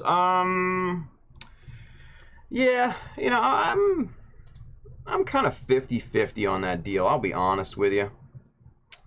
Mainly because it's tough, because you know, you need a level of talent to design things in a 3D workspace. But some do see that as kind of a shortcut, because you're not actually assembling those parts in a real world scenario. You're basically letting the 3D printer do the work for you at that point. So I can understand both sides of the argument. I don't know. I don't know if there's a really good answer. Let's put it that way. With the precision of 3D printers, chances are you're gonna have, 3D printers are gonna have a precision advantage, obviously, duh. But in terms of the resolution, especially of SLA printers, being down in single microns now, it's tough, man. It's tough. I think for a true modeling competition, I don't know if I'd be comfortable with allowing 3D printed parts in when some other guys are still going old school, you know, like me, and scratch building things. I don't know. That's just my thoughts. I don't think there's a really good answer, to be honest with you. I just don't. I don't think there's a solid answer either way. So, yeah. Rendus J22, have you tried the quick setting extra thin cement? I know the non-quick setting one seems more general purpose, but I'm wondering if the quick setting one has some use. Yes, we tried that at the Gundam Kitchen one time, and I did not care for it. I thought it was a little too quick setting, like seconds, and it just didn't have the holding power. Just didn't have time to melt the plastic appropriately. It acted more like a super glue. I didn't care for it personally. That's just my personal preference. Yeah. Freddie Torres, 3D printed part disqualified. Ricky Park Carlson has, would GBWC approve of it? No, that is definitely not in the, definitely not allowed in GBWC at current. William Wilms, you're going to do so much sanding with a 3D printer using PLA. Yeah, for extrusion 3D printers, yeah, your resolution is going to be shit.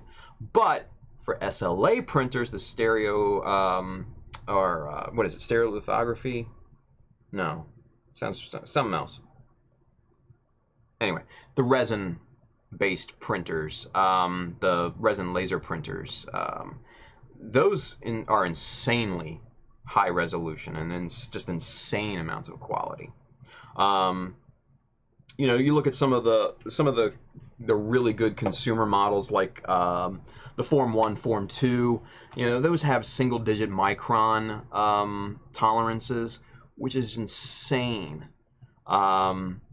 So yeah, you can get crazy amounts of detail with those things. Crazy amounts of detail. Let's see, Cam. There are two guys from the UK making 3D printed parts for Gunpla. They are creating some great stuff. As Tim says, it's a tough one. On one hand, jealous, but also love the possibilities. Yeah, I've seen those on the UK group. The one guy making those tricked out thrusters and everything. Those are pretty cool, pretty damn cool looking. Ricky Paul Carlson says, to me, would be like using bootlegs.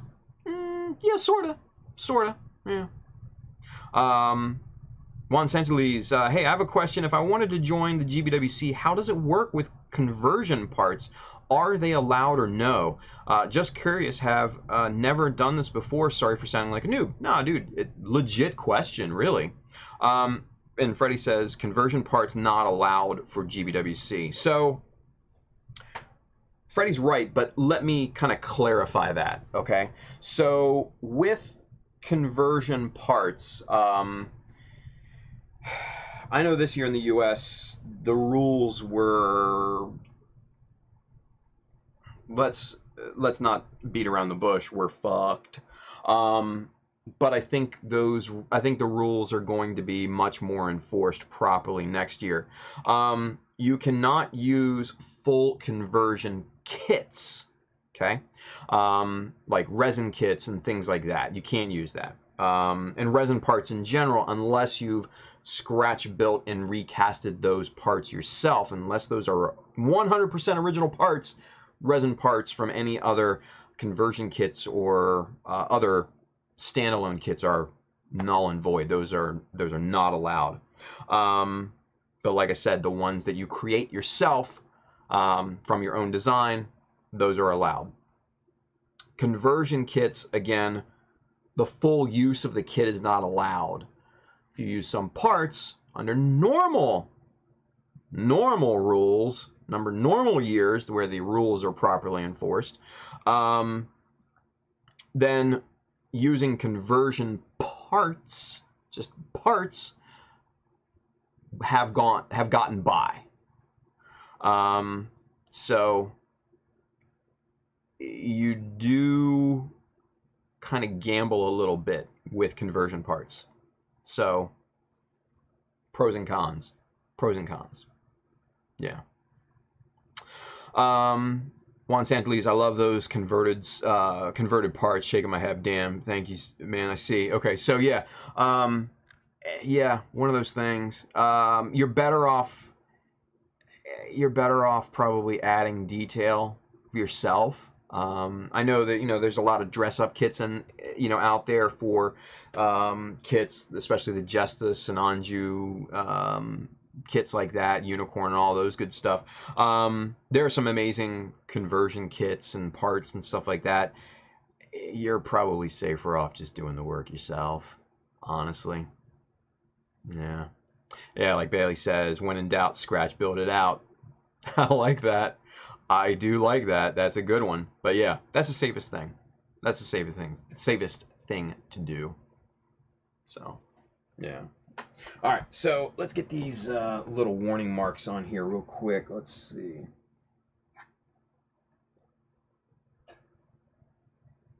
These are nicely released from the backing paper. Now if I can just properly grab them because they're so tiny. Hopefully they come off the... let's see. Now we're going to do it the other way. Ooh, that did come off. Cool.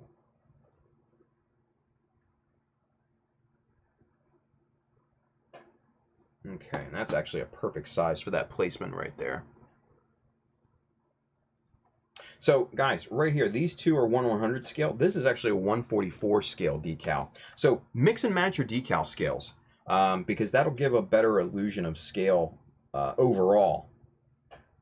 And I love to mix and match the different scales because sometimes you just need a little teeny tiny decal like that to fit in that small space. And 144 fits the bill. There you go.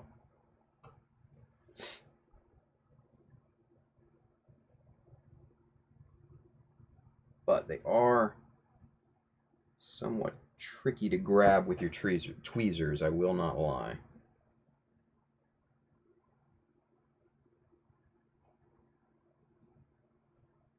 Ah, see that folded over. Damn it. Now, is it over or is it under? It's under. Shit. I think we're going to lose this one. All right, so, guys, I don't know if you can see this or not, but this decal has essentially folded under itself, which is a bad thing. Because decals of this particular size have a bad habit of curling like what it's doing right now, and it's extremely, yeah, that's lost. There's no point in that. No point in playing with that one. So sometimes you lose decals like that. It's just a fact of working with teeny tiny decals like this. That one curled and there was no salvaging it. There was just none.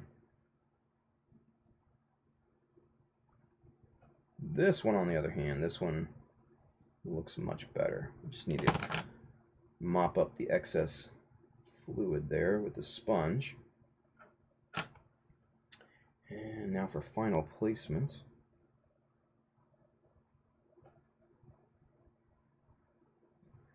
And then we check symmetry. Looking good. Now we can press this bugger in.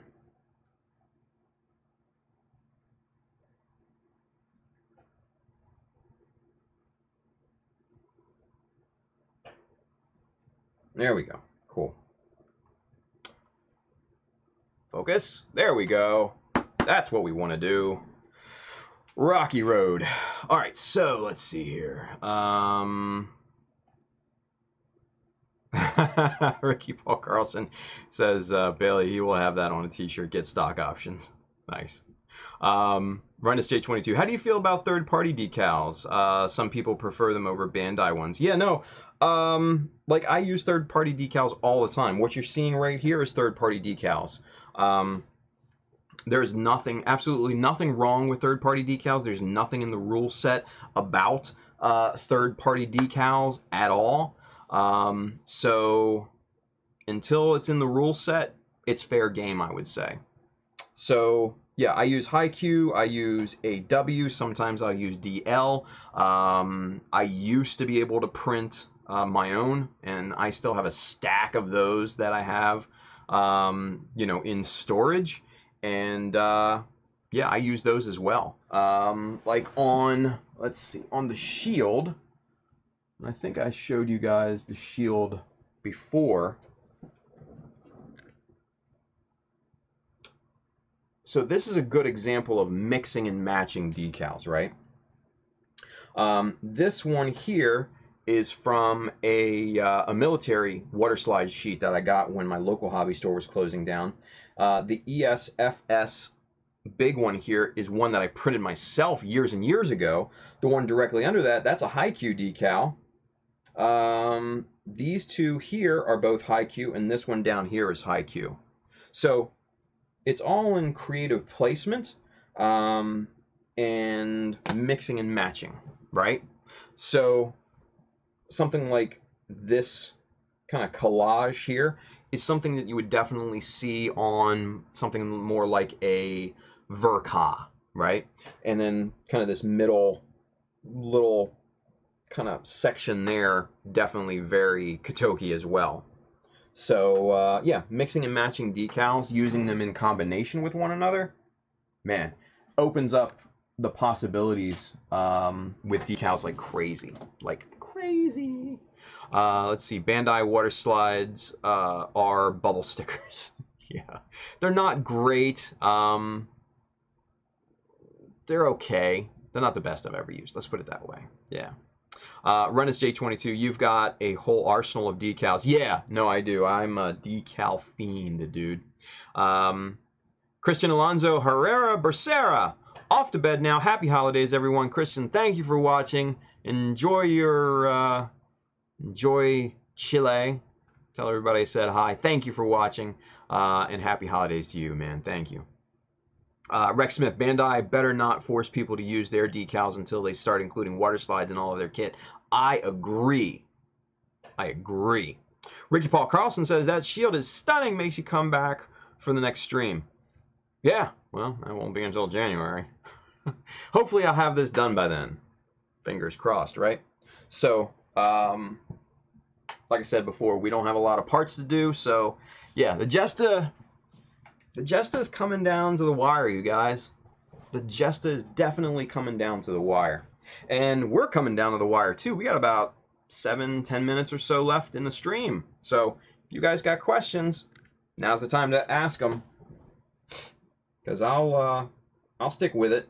You guys got questions? I'll stick on here with you and answer some questions.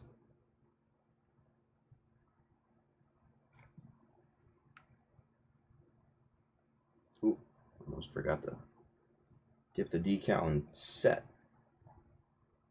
Decal set there. Oh.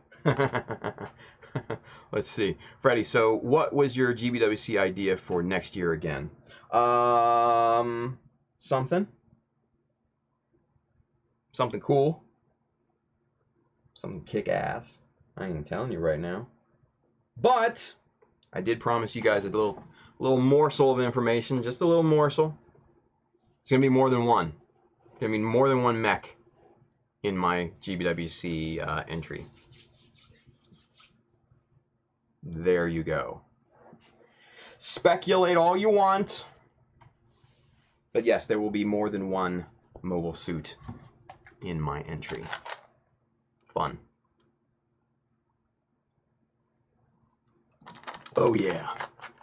Oh yeah. So, there we go. Ah, shit. Oh well. Trash fell. No big deal. Let's see. William Williams says, I think he is going to do a Dio. Maybe. Renus J22, first grade 144 Zaku. Renus J3, first grade 144 Zakus. Nice. Corey DeYonker. Ooh, diorama, very nice. Maybe. Freddie Torres, same for me. Rex Smith, RX-78, and Sharzaku on tandem bicycle. That would kind of be funny, though. I have to admit, that would be kind of be funny. Dwidget, so Tim's going diorama. Nice. I don't know. Bailey says, well, that rules out Jupiter's ghost. Yes, no, it does. Yes, it does. Sorry. Maybe another year. Maybe another year that when GBWC actually tells us what they're looking for. Let's put it that way. GizmoCom Gunpla, Jonathan says, do you think that for the next GBWC that when they announce it, that they should go over and explain the rules and judging? You know, I think the rules should be clarified. I think the rules should be followed. I think the rules should be transparent and not vague. And like I said, I think the biggest thing is I think they need to be adhered to, because there's no part in the rule set that says third-party parts like detail parts and parts from other kits and stuff like that. There's no part in the rule set that says they are prohibited. There is a rule that says that you cannot use conversion kits to create another thing. So that is clearly stated, but third-party parts and things is not in the rule set. It's just not. I've read the rules, probably more times than most people in this country. Just so I know how to play the game. I'm the type of person that I like to know the rules before I play the game, so I can excel in said game. So, yeah. Cam says, Tim, when you... oh, I love it already. Tim, when you win next year, can you do me a favor? Can you convince the higher-ups of GBWC to allow the UK to enter? Brother, when I went in 2016, a lot of us did a hard push for the UK. A lot of us. Me, Win, Riccardo from Italy, bunch of people, Adri from Indonesia, Dennis from Taiwan. Yeah, a lot of us did a very, very hard push for the UK. Trust me. The head of North America, European and North American marketing, Benji, I know he reached out to Simon Curry, Gundam UK. So I think it all has to do with distributorship, man. I really do. I don't think that there's a high enough quality main distributor for you guys, and that's unfortunate. So I totally think that UK should have been in GBWC years ago, like since the fucking beginning. But yeah, I think it just all comes down to money, man. Yeah, money and distributorship. And that's the sad fact of business. So, but yeah, trust me, brother. Everybody wants the UK to be in, not just the Brits, not just the Brits. So we're pulling for you. Trust me. Freddie says, take advantage of the rules. Yeah, you have to. You have to know the game. Dwidget, well, looks like it's time for me to move to the UK. Nice. Yeah, right. Rex Smith, so do you think the judges are moving back toward more mechanical builds after seeing this year's results? Yes, I definitely think that mechanical, technical builds are coming back in style, so to speak. Which, again, just moves the goalposts. You know, it's at that point. Is it a competition? I don't know, because if there's a preferred style from year to year, how do you plan for that? I don't know. I don't know the answer to that question. So, Cam says, if I asked them if I travel to a country that is allowed to enter at the time of competition, could I enter? They said no. Yeah, you have to be a resident of the country, unfortunately. Spider 2K2 just got home from work, 12-hour shift today. Ugh, sorry, dude. Bailey says, interesting that UK is not included when it's where IPMS started, right? Talk about irony. So, it is what it is, man. I just, like I said, I think the UK should have been in GBWC since the very beginning, since the very first one. I don't know. Dwayne says, yeah, that kind of allows for abuse. Oh yeah, the shifting goalposts of style preference. Yeah. Seeing that a technical build won this year and kind of took second place. I think James from the Philippines, I think his was more technical than, your artistic builds. Like Wins. Wins was a beautiful piece. Like I said before, I thought it would win everything. And then also seeing Ryan Laus from Canada take fourth, which was insanely impressive. All three of those builds were what I would constitute as technical builds.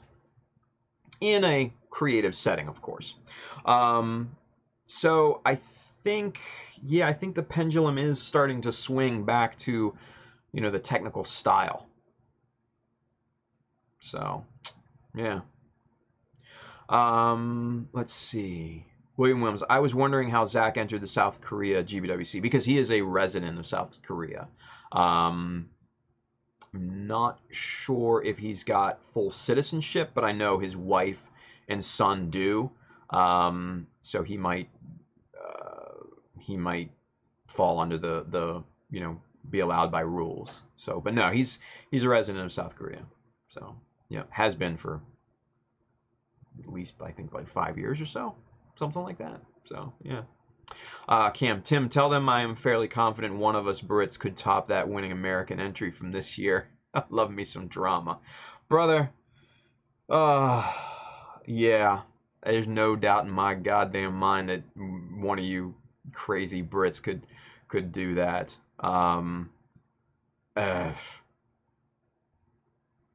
Okay, so let me go to one camera because I gotta talk about this for a second, you guys. All right, so the winner, who shall remain nameless because that motherfucker's name isn't even worth the breath that it would take to breathe it. So this dude is talking about me incessantly, you guys, right? Like I don't watch his shit. I don't go to his fucking Instagram page or anything like that. But yet people tell me kind of what's going on. There's a good handful of people that tell me, hey, he talked about you. Hey, he did, right? Which I find fucking hilarious, right? I am in this guy's brain, right? I am in his brain like a little earwig. He can't think about me enough, right? And it's hilarious. So, come to find out, this dude challenged me to a build-off. What? And at that, a 1-month build-off. I mean, come on, man. Like, how is that not funny? How is that not absolutely hilarious? So I'm like, whatever, man. Number one, why would I waste a month of quality GBWC build time just to demolish a dude in a month? Like, come on, man. Get out of here with that shit. But yeah, so everything I predicted is coming to bear. This dude, man, I am in his head, and I love it. Sorry, It's just super funny to me. Anyway, we'll get back to the questions now. Just had to share that with you guys. Just had to share it with you because I know he's gonna watch this, and I know it's gonna get in his brain even more. And I know everything. He's gonna talk shit about me from now until New Year's. Oh, and it's gonna be hilarious. It's gonna be absolutely hilarious because I really don't care what he says about me. Mr. 805. Come on. Anyway, let's go back up here. Let's take a look at the comments here. Dwidget, maybe it has to do with the judges who the judges are at the time. Yeah, and we've talked about that judge before, and we're not going to talk about that dude again because, again, another dude that's not worth my time. But hopefully things will get better next year. We'll have to wait and see. If not, yeah, I'm going web entry. That gets judged by Japan. At least they know what the hell they're doing. Ultraman Dyna. My son and I are trying to make up our minds on what our GBWC submission will be. It's always the toughest part, is coming up with the idea, man. Don't go too big your first year out. You know, just do something manageable. You know, just get in the competition. That's what I would say. Let's see. Let's keep the drama to a minimum here, though. Sorry, Bailey. I had to let that loose. My bad, dude. Corey DeYonka, that's the worst part. I feel for you, Ultraman Dyna. Yeah, I do too. Ultraman Dyna says, I do have an idea, but I would need multiple Federation and multiple Xeon heads.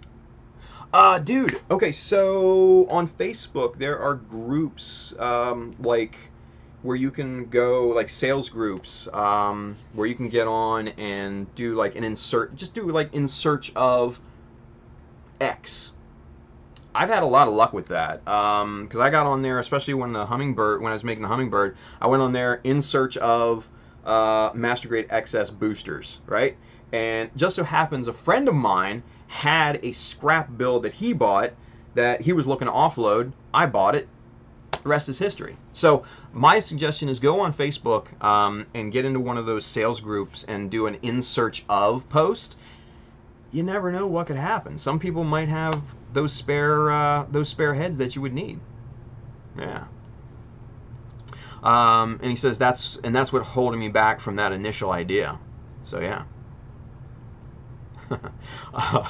Bailey with the crossface. Sorry, B. Sorry, man. My bad.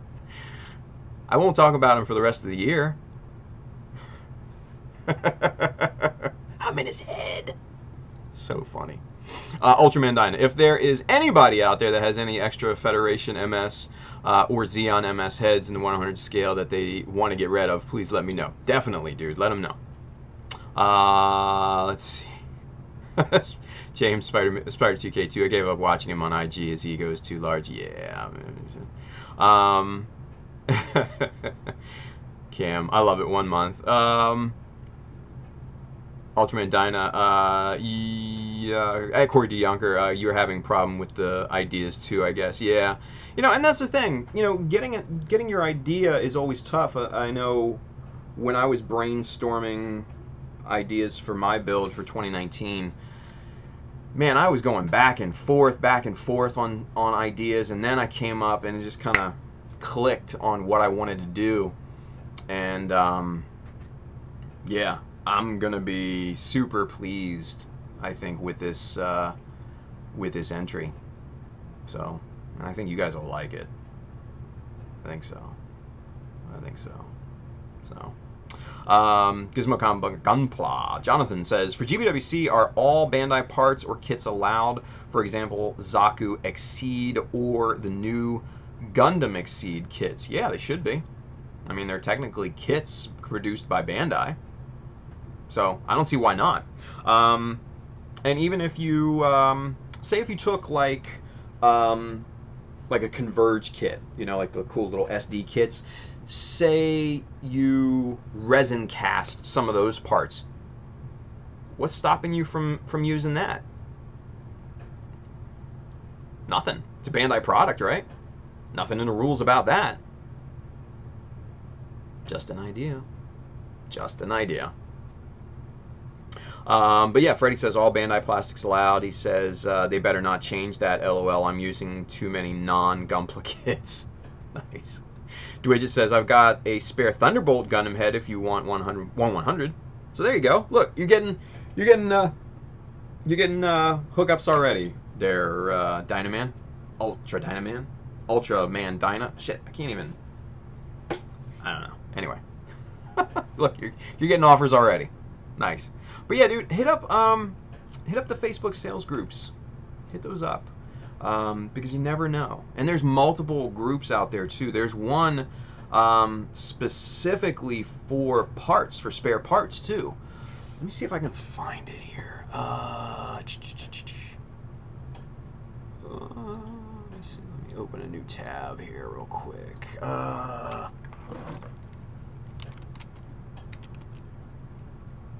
Okay, so the group is called Gunpla Spare Parts Buy and Sell Kit Bash USA.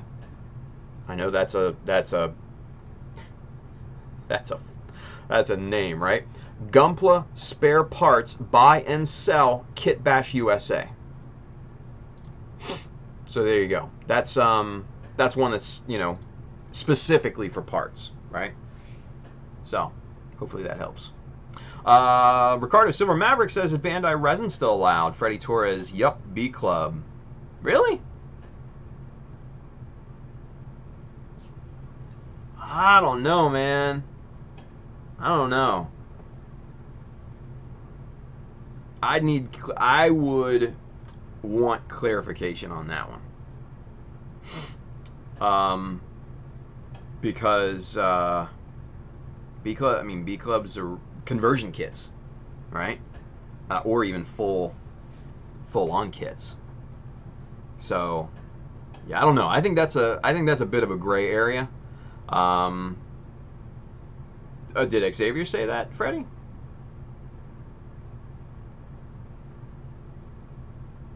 I don't know. I was always under the impression B Club was off limits too, but that's just kind of me. I don't know. You know, it absolutely, yeah, it's Bandai. B Club is Bandai. No questions asked. Yeah, Ricardo, I've heard the same thing. Kits being DQ'd in years past. Yeah, okay, so Freddie said, yeah, Xavier told me last year. Dude, with the shit show of the rules this year, I would double check on that. You don't want to waste a B Club and a year of GBWC just to get DQ'd for not knowing the current rule set, right? So, I don't know. I would still be iffy. I would still be iffy. Yeah. Ultraman Dyna, he says, thanks, Tim. You're welcome, dude. Good luck in finding those heads. So, yeah, man, I don't know. I don't know about B Club, dude. I don't know. So, yeah. Anyway, boys and girls, it is, what, 12:13 my time? I think that about wraps it up. Depends on the judges, I guess, Freddie says. Yeah, or judge. Hopefully, there will be judges. I hope so, man. I hope so. GizmoCon Gunpla. It's not B Club. I made it myself. Resin board. You know, if it's the same judges this year, he's not going to know any different. You know? So, shit, I don't know. Have at it, man. You know? Have at it. Because, yeah, he doesn't know his ass from a hole in the wall. That's just my 2 cents, though. Who am I? I've just read the rules almost 40 times. And competed. Gone to Japan. What do I know? I'm not a judge, right? You guys. Alright, hey. We're going to tie a bow on this one. We're going to wrap this bitch up for Christmas. We're going to get it out there. All right, so you guys, last show of the year. Hopefully you guys had an awesome year following me along with this build. It's coming to an end. And then hopefully come January, we are going to start something new and start kicking ass and taking names. Just like we always do. But you guys, I want to wish each and every one of you a Merry, Merry Christmas, Happy, Happy Holidays, a wonderful New Year. Man, you guys, stay safe out there. All right? You're not going to have me to watch 3 days a week for the next couple weeks. So you could get in trouble. You could start, you know, drinking a little bit and getting carried away. Be safe. All right? I want you all to come back on January 2nd so we can get this thing rolling again. All right? So, until then, guys, if you want to pick up any shirts for the holidays or even after the holiday, check out childofmecha.com. Hit the store up at the top. Hats, t-shirts, bags, you know the drill. Come on. And then obviously the tools that we used here, you can find them in the Amazon link just below here on YouTube, over this way on Facebook, and down below there on Twitch. Sorvan, if you didn't see earlier, I updated it for you, buddy, because you said something last night and kind of jogged my memory of it. So yes, the Amazon link is now on the I guess the channel description on Twitch. That's all gonna be there, so check that out. Buy some cool stuff. We got tools, we got streaming gear, we got books for inspiration, all that fun stuff. So aside from that, guys, man, have a great holiday. Have a good couple weeks with the family and everything. Be safe, build something really cool. Hope you get all the models that you want. And I'll see you in the new year. Take care, guys. Bye.